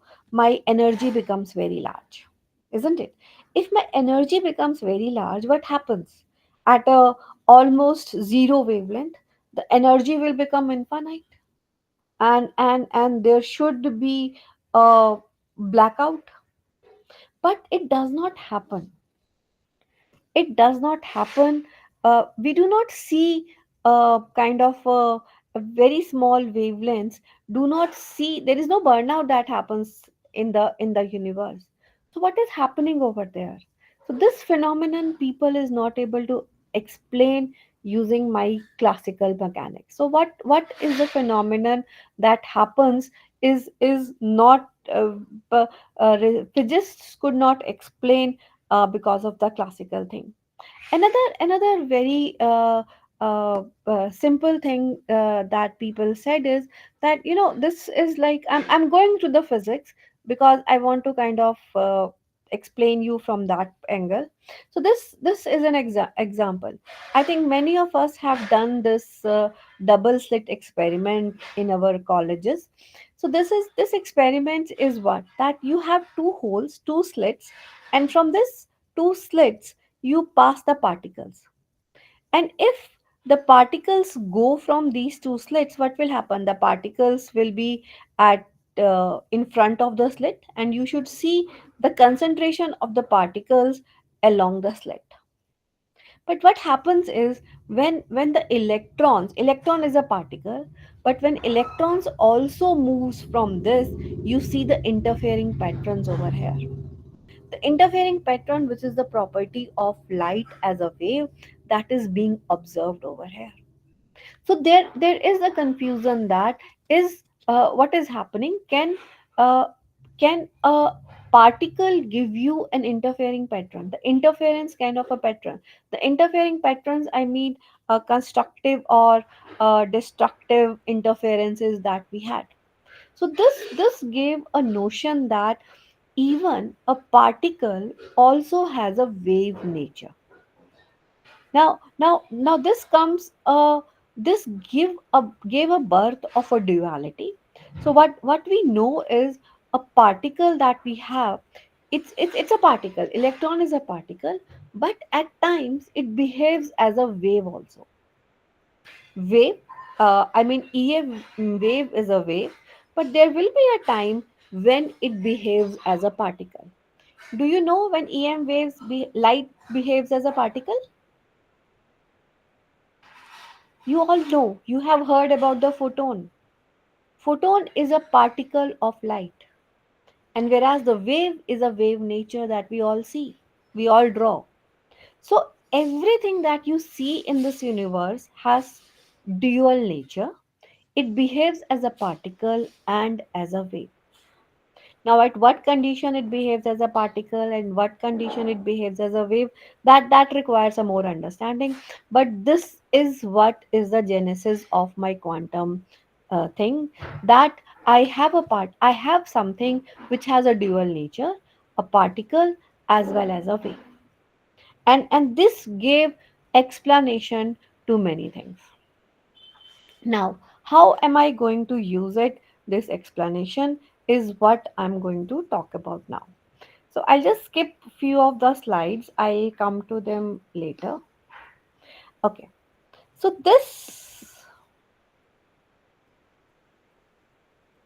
okay. This is an equation which is known as Schrodinger's equations. This psi is, it represents my particle as well as wave character of one object. So I'm calling it as an object. So I have an object which is both particle and wave, and now I need to study them together. So this is the framework that Schrödinger has given, which studies my both both nature of a particle together, which is being this. I mean, this is a very simple form of my Schrödinger equation, and this mathematical model studies my particle and the wave nature of an object or of a system together. So this is the uh, foundation of my quantum mechanics, that this is the way the system should behave. This psi has both. It's a function of x and t. X is the position which represents my particle, and t is the time which represents my position. I mean, which represents the flow as a wave. So this is the genesis of my quantum mechanics, and this forms a basis of it. Now, I kind of I can write this equation in certain format, in this format. And if I go ahead, I'm just kind of I'm not going into the maths of it, but I can write that equation in this format, this last equation. If I hope you can see my mouse. So I can write the solution of a Schrodinger equation in this format. Now what does it tell me? It tells me that I am at time t equal to 0, my system was at this position. I mean, this is the place where my system was. As time evolved, as time evolved, my system went ahead, and at time t, my system can be given by this equation. So this is the evolution of my system. Now, if I look at from a signals and systems point of view, this is the current state. This is the input, and after time t, I get this output. So this is a time varying system that I have. A LTI system can be seen as a special case of this equation. So this this in general represents my quantum mechanical system. I over here I call it as a state that I am at the initial at I am at zeroth state, and after time t I move to psi t state. So this is my quantum mechanical system over here that I have. Now, what I want is I want the solution of it, and I want to use this in my certain applications. So how do I use it in my certain applications is that is what we should be seeing. Okay. Now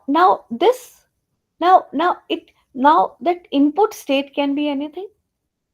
But now what we want is we put ourselves into some constraints so that we can solve the problems.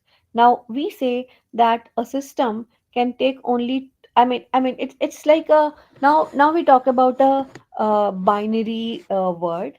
Now what I say is that I this is the state of a system. The state of a system can either be a zero state or it can be one state. The state can be 0 or 1. So basically I have this equations, and basically this is the transformation I have. From 0 state I can go to 1 state, and from 1 state I can go to 0 state. So this is the complete system I have.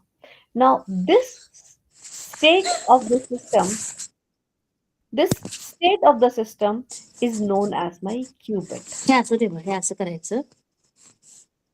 Yeah, is there any question? ते घालू नको बाळ माझं.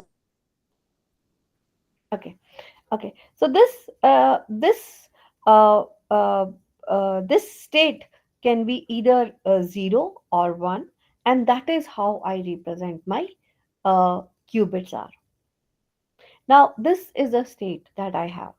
Now further what people are doing is they're saying that this 0 and this 1 is a two-dimensional vector.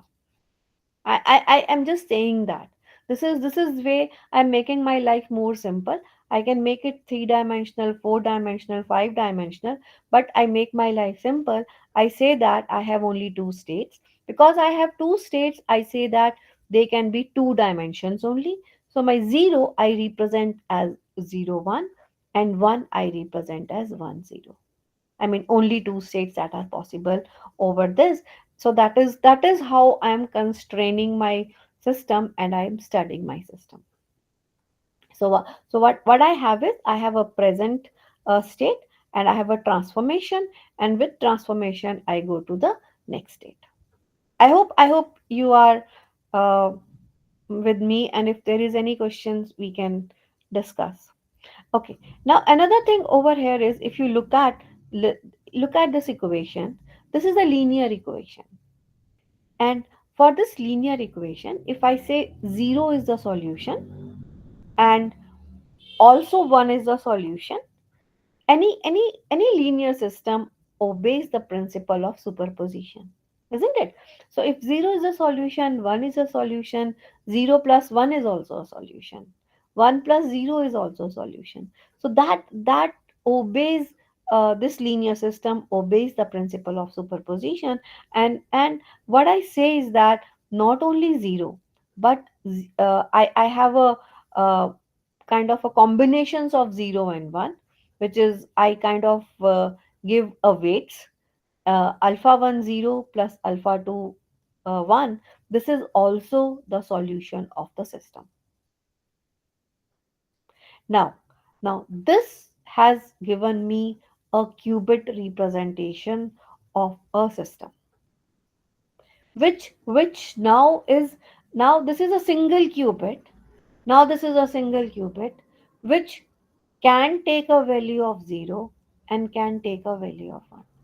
Now I rewind myself and try to understand this from a computer science. So till now I have tried to understand this from a physics point of view. Now I go back and try to understand this from a computer science point of view. So I come to this slide which says that now what is a classical bit that we deal with? The classical bit is, we know that it takes two values, 0 and 1, isn't it? So my classical bit is either 0 or 1. But when I talk about a quantum bit, my quantum bit can be 0, it can take a value of 1, and it can take any combinations of it. Am I right? That's what we proved over here, that this is also a single qubit. So quantum bits can take any value in two-dimensional plane. So unlike my classical bit, my quantum bit has more power, more representations possible. With a single quantum bit, I can trace out this complete, uh, we can trace out the complete sphere also, because my alpha and beta can, alpha 1 and alpha 2 can be complex numbers also. So with a single quantum bit, I can trace out this complete sphere. Whereas with the classical bit, I can only point out at two points, 0 and 1.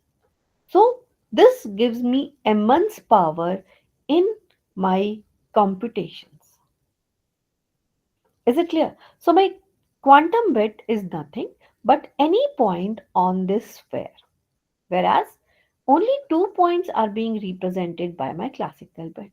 So quantum bit is kind of generalization of my simple classical bit that I have with me. So this is my classical bit, and I kind of represent it in a much simpler way. Now let's try to understand a bit more from this example. If I have a classical bit, I say I say like these are the two levels. Okay, if white is up, I say 0 bit. If black is up, I say 1 bit. That's how I kind of represent it. So if I use n classical bit, I can represent any of these permutations. Like if I have five classical bits, I can represent these five coins in some way. Whereas look at your single qubit. With a single qubit, I can even represent all the rotations of this coin, isn't it? Because I can have the combinations of the single qubit can take a value of superposition of these two. So I can represent the complete sphere using single qubit.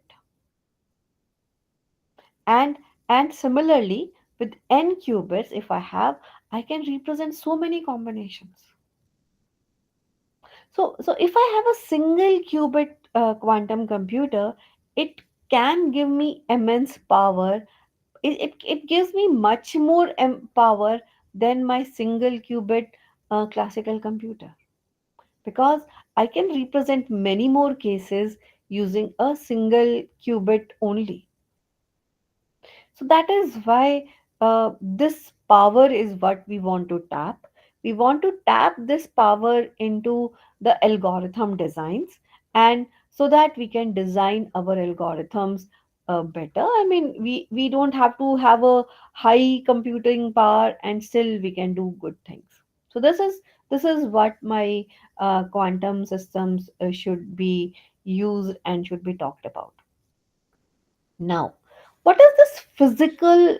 I mean, I am talking about something which can be a superposition, which can be in this state. How do I realize this? What is actually a physical qubit is. Now, what is my classical bit? If I ask you, what is my classical bit? Uh, so what is my classical bit? If I have an output voltage, I measure. If my voltage is above certain threshold, I call it as a 1 bit, and if it is below certain threshold, I call it as a 0 bit. That is how I talk about the classical bit. Now, when I talk about a qubit, I can even have a combinations also, how that is possible. So that is what makes it special. So physically, how people are realizing these qubits, you talk about EM waves. Now, when we talk about EM waves, I add them. So I can say that my E field is 0 qubit, my M field is 1 qubit. They both are orthogonal. I can add them, and this combination give me 1 qubit. And and the amount I add is depends upon how much superposition I want between them. So this gives me a single qubit. We actually do it, but we didn't use this uh, till now in our representation, but now we want to use it, and that is what we are trying to do over here. So presently what we say is, okay, if it is E field it is 0, if it is M field it is 1, but now we are also talking about a combination of them using single qubit. So that is what is my single qubit. So this is one way of representing a single qubit. People are working and trying to design a different ways in which they can have the superposition of two states, and that is what is known as a single qubit. So there are if you search internet and say that how the quantum computers are being realized. This is a very old slide. I should have changed it.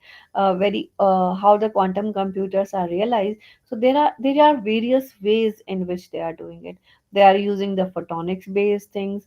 They are using an superconducting based thing. So IBM computers is based on superconducting particles. And if we talk about photonics, D wave is a new thing which kind of uses a your photonics based system. So there are various so there are various ways in which a single qubit or many qubit we want to realize it over here in my systems. I can skip this as it requires more physics. So now what how do we make a computer? So when we are in second year or third year, we understand the bits. So first thing that we do is digital electronics course. We understand the bits. What is a 0 bit? What is a 1 bit? And what does it signify? That is what I have done. I've explained you what is a qubit. I hope that is clear. If it is not clear, please ask me. So basically, a qubit is what I have explained you. Now I want to make a quantum computer. For a quantum computer, the input will be a qubit and output will also be a qubit. Now, what do I do on that? I do certain operations because it's a computer. And how do I do these operations? How do I do operations in my on my classical bits? I have gates, isn't it? So the gates together make my circuits, and by which I do some computations. I hope that is how we do. Gates form the backbone of my all the uh, computers that I have. I mean, if I can relate my gates to it. Now, even over here, what we do is we have a quantum gates. So this is how I represent a quantum gate. So I input this is so whenever you write a bit in quantum qubit, this is a symbol that you use to write a qubit. So you input a qubit, pass it through a gate and get an output. So this is the operations that you do on the qubit, and this is the output that you get. Now understand. What is this? This can be either 0 or 1. And I do some operations, I get 0 and 1. So if it is a single qubit gate, What should be my u? This is two-dimensional vector. So output will also be a two-dimensional. So what should be u theta? I am talking about a linear gate. So u theta will be just a matrix, two-dimensional matrix. And I can represent my gate as a two-dimensional matrix over here. So let's understand what am I doing. Suppose I want to implement a NOT gate. What is a NOT gate? If you input 0, you get 1. If you input 1, you get 0. So you kind of get a complement output. That is what is your NOT gate is. So now what can be a NOT gate in my qubits? I input 0 plus 1. My alpha 0, alpha cat 0, beta cat 1. This symbol is known as a cat. This is how we call upon as a cat. So alpha cat 0 plus beta cat 1. What is this? That your 0 qubit is in state. You kind of define this as your input state. And what you have is you have a NOT gate. NOT gate, what will it do? It will make 0 to 1 and 1 to 0. That's it. So this is my NOT gate operation that I do. In order to do that operation, what I do is I kind of have this matrix over here because my input and my 0 and 1 is a two-dimensional vector. So all these operations I can represent using a two-dimensional matrix, 2 cross 2 matrix. So in my quantum systems, I kind of represents all the gates using 2 cross 2 matrix, and that is how I represent my gates. So this is a single qubit gate, which is a simple NOT gate. And this is the matrix which does this. So if I operate x on 0, 0 is 1 0. I mean, it definitely you get this. So this is my NOT gate that I can implement in my thing. Similarly, there are other gates that you can implement. So this is my Z gate. Z gate is so there are various gates that you have, and all the gates that they will do is they will map your uh, uh, input qubit into an output qubit. So various transformations one can do and define various kinds of gates that you have. So that is your input and that is your output that you have over here, and this is one kind of a gate. And similarly you have another gate which is anything which is a two-dimensional matrix. I can talk about a gate. Not everything. Why not everything? Because over here what I want is my input should be a qubit and my output should also be a qubit. And what how do I say that my input and output are a qubit? That they all should represent, they should lie on that block sphere that I have. They should be on that amplitude 1. So basically, the matrix that I have over here should be a unitary matrix. So any unitary matrix is a quantum gate. So this is how we kind of perform. We can perform any operations which corresponds to a unitary matrix into the quantum gate. So if I have this kind of a gate, what it does, if you apply a one qubit, it will move the one qubit into 0 and 1. So it will have a combinations of 0 and 1, and this is how you are doing this formulation. This state, like I define a state 1 as 0 1. This 0 minus 1 state is being known as minus, and 0 plus 1 state is being known as plus. So these are two different kinds of states that we also define over here. So all I said is that you can have input, and all your gates can be given by a two-dimensional unitary matrices that you have. So this is the kind of operations that we do on a quantum computer. Now another thing which is actually very important that we have. I want to use these quantum computers for my work. I have a speech signal, I have an image, I have some data. How do I use the quantum computers? How do I represent my data into these qubits? These qubits are some vectors, some two-dimensional things. Now my speech is the signal that is coming. I can understand the signal, I can understand the image, I can understand the data. Okay, this is the marks of my students. These are like population of a country. This is a stock market. These numbers I do understand, but how do I use these numbers and and represent them in qubit, and so that I can use them into the quantum computers and get the benefit over here. Now, as I said, the physics over here is important. Now, what we want is, what I'm saying is that I want to encode the data that I have into qubits so that I can use the power of the quantum computer to do my to do my evaluations. So this is what I want to do over here. Now now how do I map this? I have my input. I suppose I have some data and I want to map it into some qubits. How do I do it? So there are various ways of doing it, and people have tried out these all possible ways. So the say simple way, the first is like, let me talk about a very simple way of doing it. Suppose I have a music. So what I do, how do I encode the music? I have ways in which I do MPEG, sorry, MP3, and I have some evaluate some coefficients by which my music is sampled and represented into the bits.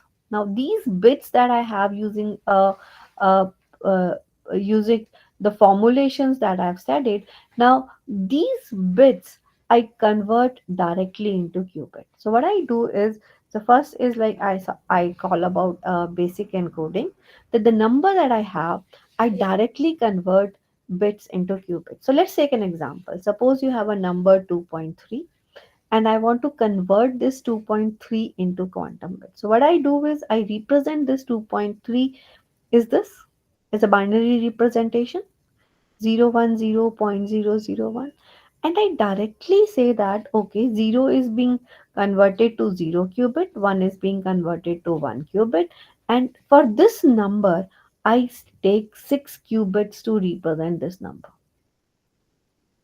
So it's a basic encoding, and I have not done anything. I have just mapped my number into the qubit. Is it an optimum way of doing it? No, because I said it's like uh, power is there too much in my qubit, then this is killing the power. Then what can be done over here? So this is another way of I think I talked about this. This is another way of doing the encoding. Now suppose you want to represent these four numbers that you have. So what we do is we represent these four numbers, we normalize these four numbers. So this is like I kind of uh, I take the sum of them, I square them, add them, and that is what a normalized version of it I get. This normalized version, what I say is, they can be represented as an amplitude. Remember, I said this is a superposition. These alpha ones and beta ones, if I go here,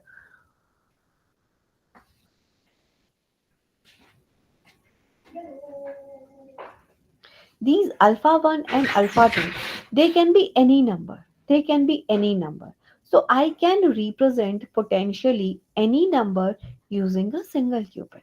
So that is what I am doing over here. I am just saying that okay, they are in this example I took four numbers. So these four numbers, to represent these four numbers I require two qubits, and I say that they are the amplitudes of my 2 qubits. So this 4 data points I am representing using 2 qubits. So this is the power that I'm getting, that I could represent my complete data in less number of bits that I have with me. So now this is kind of a compression that I get. Suppose I want to represent these numbers in a classical form, I require much larger number of qubits, whereas over here I could do using only 2 qubits. Now my data is being represented in a much lesser number of bits, so my processing will also be simpler, and my whole system will become much simpler.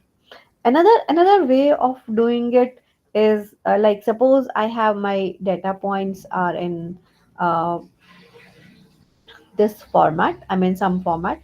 So I mean I'm representing them into the binary format. Then what I can do is that, okay, these are these are the 2 data points you have. So these 2 data points, I can say that they correspond to fifth position and 14th position. Rest is 0. So this together represents my qubit that I have with me. So I can just say that this together is my qubit. So I can design various ways in which I can represent my qubit over here. Another way of doing it, I can again explain from this example only. I say that my first feature is zero point 0.2 and zero point 0.5. So I can evaluate this feature as the amplitude, or I can evaluate the corresponding angle between them. So this is what is known as angle encoding, that I say that my complete data is being obtained by giving a rotation to my 0 qubit, and I could represent my data using this rotation matrix. So this is another way in which I can represent my data over here. So the output is my feature, but it is represented in qubit format. Now, another which is a kind of much more intriguing is my image. Suppose I have an image. Now, to represent your RGB image, what do you require? You require a certain number of bits for your R channel, certain number of bits for your G channel, and certain number of bits for your B channel. You require RGB. So you, if you say 888, you require 24 bits of your information, that is for a single pixel you require in an image. Now what is each pixel is being represented, what is this RGB together doing? This RGB together is trying to represent the color. Am I right? Is the color of a pixel is important. So the intensity of R plus intensity of G and intensity of B gives you the color. So can I just represent the color of the image? And we know that the color of the image is nothing but the frequency, isn't it? So I kind of encode my color into the frequency. So if I say the frequency and I normalize the frequencies, so this is how I represent my complete image. I require only single bit to represent single qubit to represent my frequency. Now you see that 24 bits were required to represent RGB together, whereas if I talk about a quantum representation, I require only single qubit. So this is the kind of compression that I get even in the representation of the signal. And because my signal has various, I mean I can talk about a superposition, and I can use this I can talk about the superposition, and my data can be represented in much better format using that. So this is my representation of an image. So now I have kind of I'll just skip this. So I have tried to represent my image in this form. So this is just a representation. This is my 2 cross 2 image, and this 2 cross 2 image, I am kind of representing it in this form. So this is my first pixel that I have, this theta naught corresponding to the color of it, the frequency, and then the frequency is being mapped into the angle. And this is the location, the 0th position. Then the 0 1 position corresponds to the color theta 1, 1 0 position corresponds to the theta 2, and similarly I have all the colors. So this is a simple representation by which I can encode my image. So this is my so now what I need to do is I need to take an image, I need to encode it, and then I can do some operations to perform my required task. That is the complete quantum computations I'm doing. So if I have a data I need to encode, I can encode as a rotation, or I can encode as an amplitude, and then I perform certain circuits to do, then I design some circuits to do my required task. So this is the complete quantum computations is that I represent my data into input bits. I have some operations. This is a hard mart gate, this is a rotation gate, and then I do, this is also another kind of a gate which is being done on a 2 qubit, and this is the kind of quantum circuit you have. This is nothing but a quantum computer. So I have my classical thing, and I kind of do my quantum operations over here. Now now I have done my quantum operation. So what I have at the output, I have at an output as quantum bit, isn't it? Qubit as an output. But do I understand the qubit? No, I do not understand the qubit. So what I need to do is I need to take a measurement at the output of it, so that I come back to the classical world and give a useful information in much more meaningful sense. So that is what we do at the end. So our complete process goes like that. We input my data, map it into the quantum world, do my processing, go to the measurement, and give the data to the classical world in their understanding. So this is my complete quantum circuits. That is what is over there. We do it. Now suppose so we did so presently what people are doing is the algorithms that you have in real world settings, you are trying to do those algorithms in the quantum settings. Now look at a simple problem of image, that you have two images and I need to match them. So what do you need? What do you mean by image matching? That okay, that pixel by pixel image is the same. I mean, in a very rudimentary and basic classroom settings, I say that I match pixel by pixel, and if the pixel by pixel image is same, I call it as images being matched. I mean, I am not talking about very sophisticated face recognition algorithms, or maybe fingerprint matching algorithm. I'm just talking about in a very rudimentary way, that if my pixel by pixel my intensities of or RGB is being matched, I say my image is matched. So I kind of evaluate the similarity between the images. Now if I do this similarity matching in FRI, in my compressed quantum domain, I do less computations, because I am saying that my single single pixel is being represented using single qubit. So if I have a 4 cross 4 image, I only need to do 4 operations. The size of the image that I have, my number of operations depends upon that. And this is what a circuit that we design, and we could see that, I mean, in the quantum domain also you get a correct result if your image is being represented using qubits. So it's the computations that you do becomes much lesser, and by the virtue that the quantum computers are uh, can represent large amount of data, you only require the number of qubits are much less over here. So your results, you are getting performance, same performance, but in a much faster and a quicker way over here.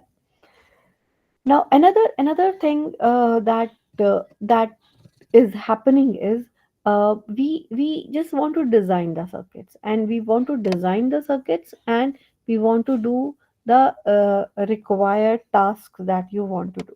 So the machine learning is what we kind of so what is the machine learning? Machine learning, if you understand, I'm sure you all must be working in this area, and because this is kind of a very buzzword these days. So machine learning is that you give certain data, and you ask your computer or your system to understand that information from it. So basically you learn that uh, behavior in a machine. So how the machine learns? So it has certain weights that the machine imbibes, and it learns.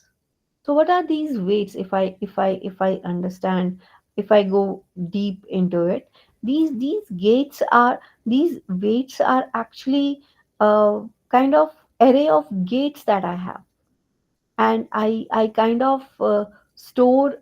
So basically, what is a memory in a classical computer? I mean, if I go into the basics of a digital electronic circuit, a memory unit is a flip flop. So that is also a gate. So what I do by kind of machine learning, I kind of have large number of gates over there, and I see which of the gates become active, which of the gates do not become active, and that is how my machines are being learned.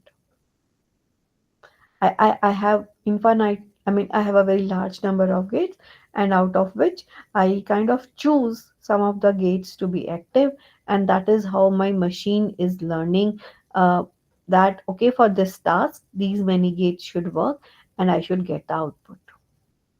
So the similar thing is being done in the quantum things also. Quantum is also a computer, the way you have a classical computer. The only thing is the definition of gates over there and the definition of gates over here is different, but it is a similar analogy that we could draw.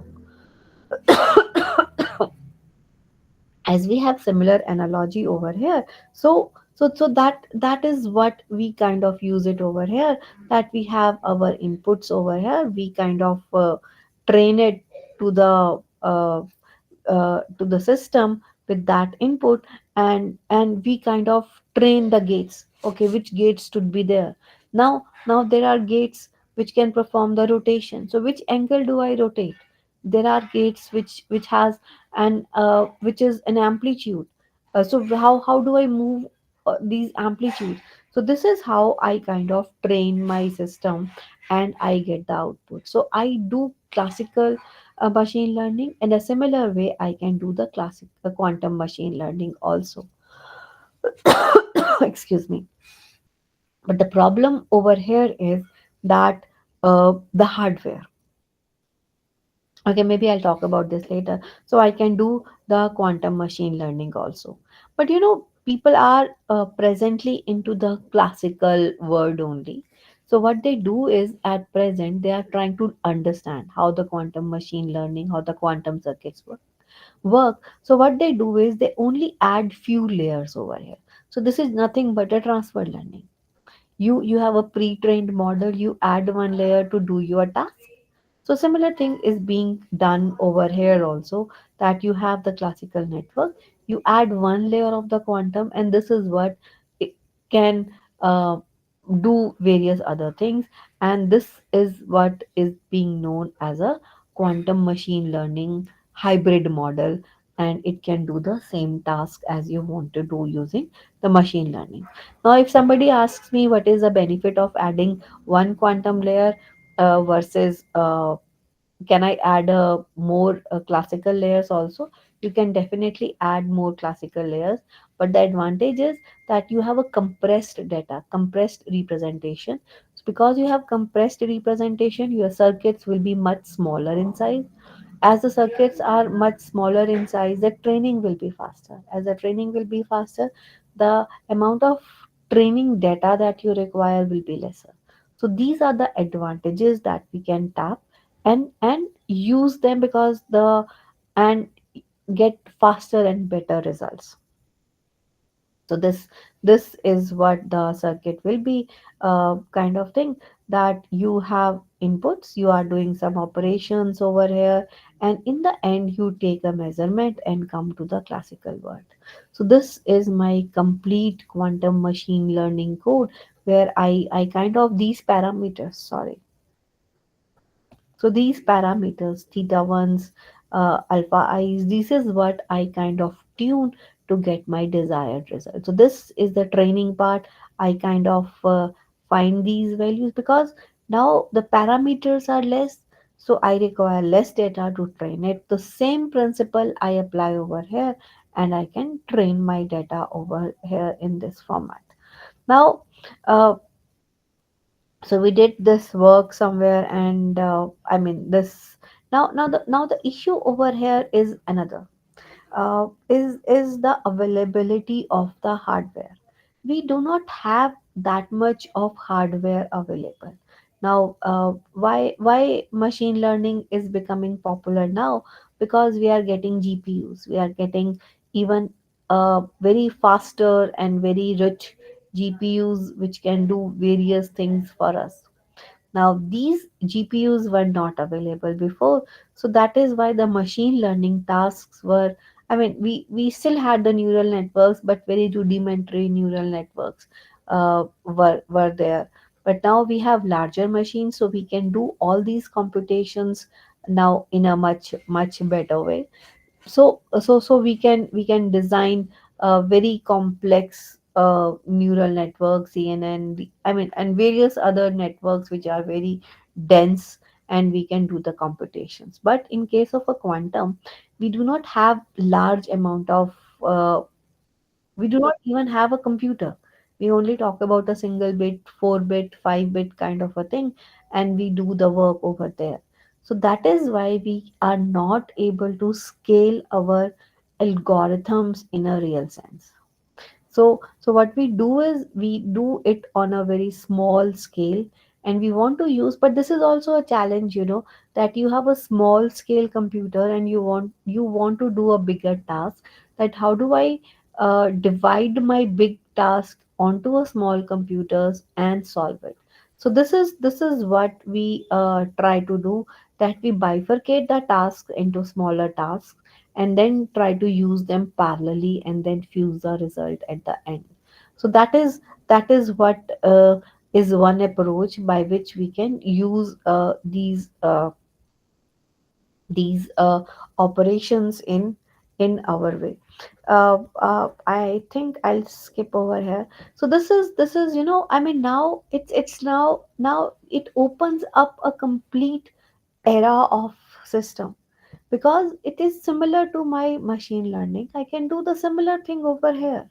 I all I need to know have is I have an input data, I encode it and design my system so that I perform the way I want to.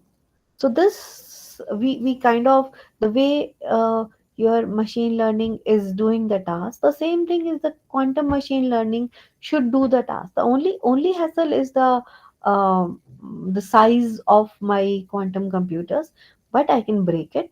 The simulators are there where I can solve the problems, or even for a larger size data, and I can solve any problem. So this I kind of work in a healthcare, so we try to solve this problem of ECG. I mean, any problem that you have now can be solved the way you solve in a classical system. You can can have a counterpart and try to solve in a quantum machine learning.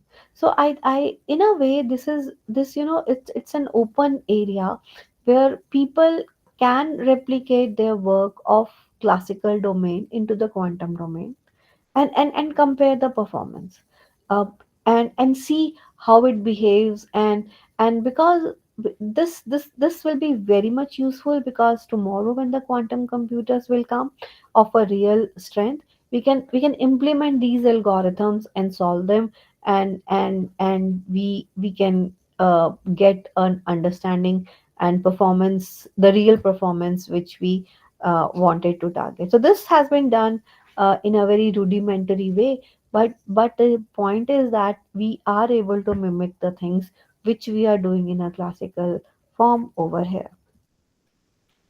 So what I want to say is that at present we are looking, most of us are looking at the problems which has been solved in the classical domain, and we are trying to do it in the quantum domain so that we get an understanding of it.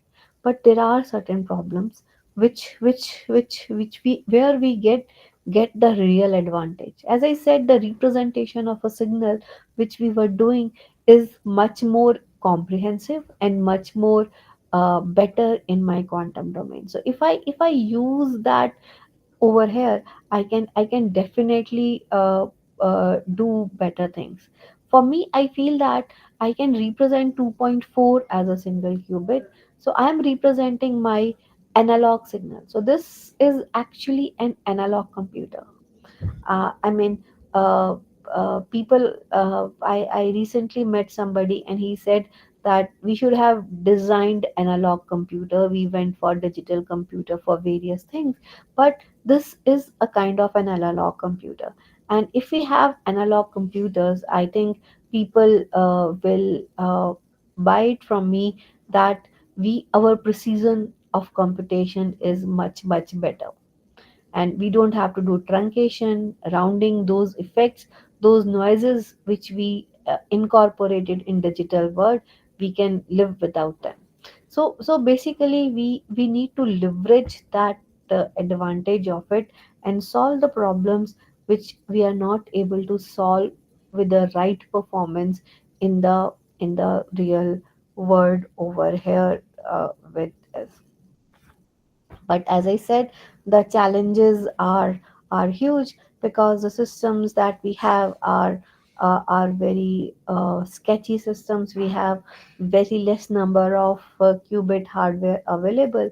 Moreover, these hardware is also very noisy. As I said in the start, these is a subatomic particle which moves. So you need to control an electron at a state whose amplitude is 2.3975.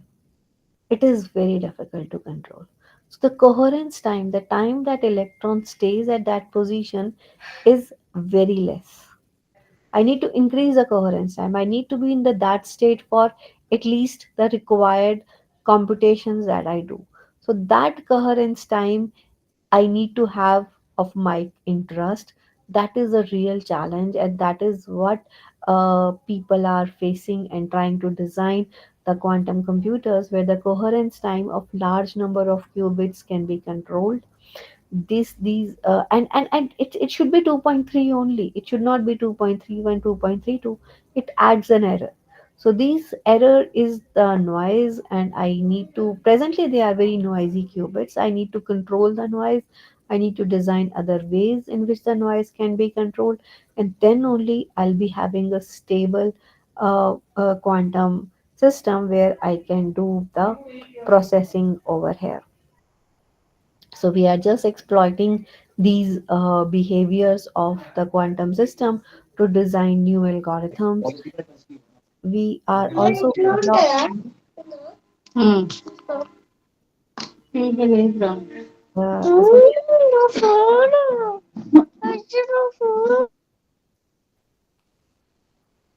so we are also trying to learn the ways in which that can we exploit the physics behavior over here, and more understanding from the physics, so that our our data representation becomes better. We are more closer to the analog computers using this.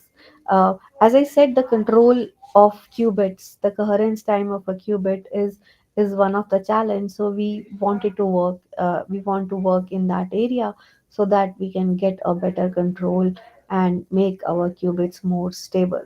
And the algorithms is definitely what we are interested in and are solving. So I take this opportunity to kind of ask you if maybe we are open for collaborations, and we are always looking for people working in this area so that we can work together and contribute into this mission over here. So in the end, I just say that like it's basically that, as the Feynman said, that nobody understands the quantum mechanics, but I think together, if we do it, we'll be able to understand and unearth one of few of its challenges and the advantages that we get in making the system more better. Yeah, I conclude over here, and thanks a lot for listening to me so patiently. I hope I know it's very late, but I hope you are awake and I didn't make you sleep. Thanks a lot. If you have any questions, I'm happy to take them.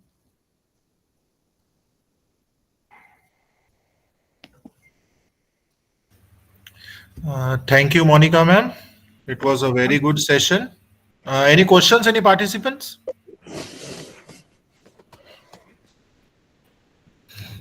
Ma'am, can we use this concept to reduce the boot up time in computers like Spintronics?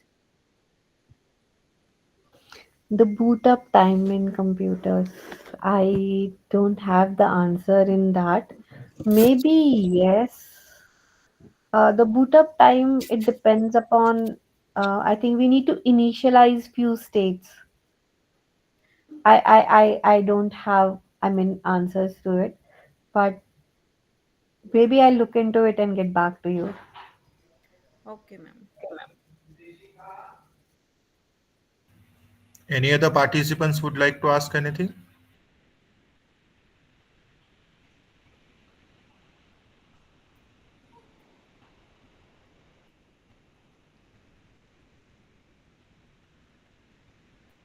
Yes, Mr. Vatsant, you have raised a hand. Do you want to ask anything?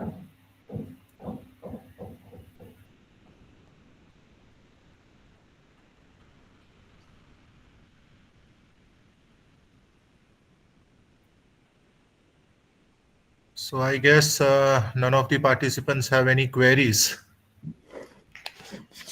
So either I explained it well or I didn't explain anything.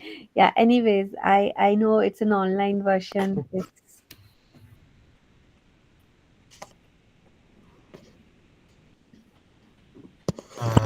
So thank you, Monica ma'am. Yeah, anybody wants to ask anything?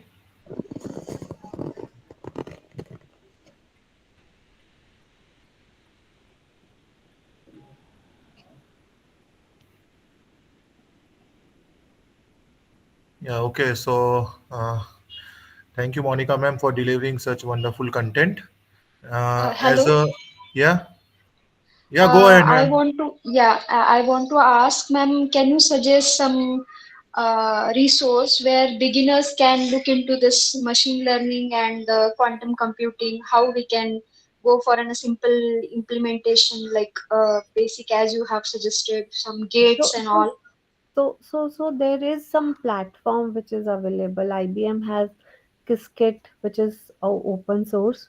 You can use that online. Amazon also has its platform Penilyn, which is also open source. But so you can even use that to understand. So Qiskit also have a tutorials along with it. So whatever the gates that you want to implement, they'll give you an very required information that you can use and implement them. There is a visualization also over here, so the circuits that you design, you can actually see them, how they work and how the signal is flowing. So that's very interesting. and very helpful. Yes, thank you, ma'am.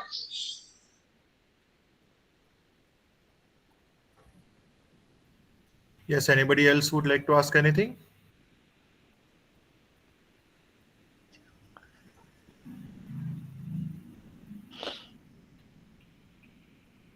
Yeah, okay, then we conclude this session. So, Monica ma'am, thank you once again. And as a token of appreciation from our side, we would like to present e-memento to you.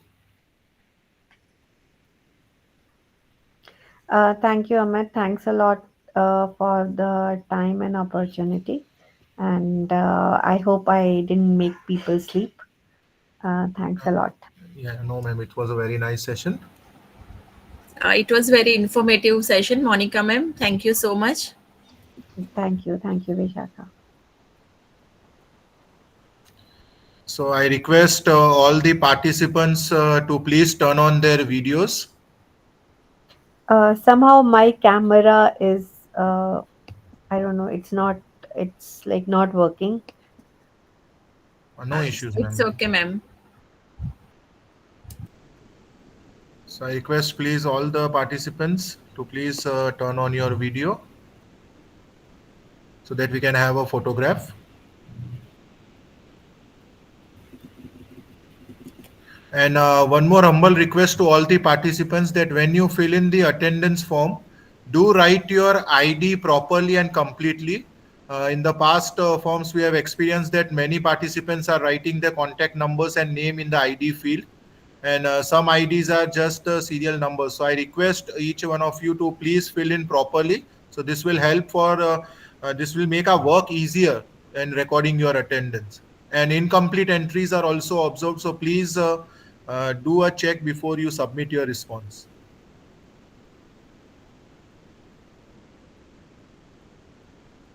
So I guess we can conclude then. Yes, yes. Thank you, ma'am. Thank you, Thank Monica you. ma'am, once again. Thanks a lot. Thanks a lot. Yeah. Thank you all. Thank you so much, ma'am. Yeah. Good night. So participants will meet again tomorrow at 6 p.m.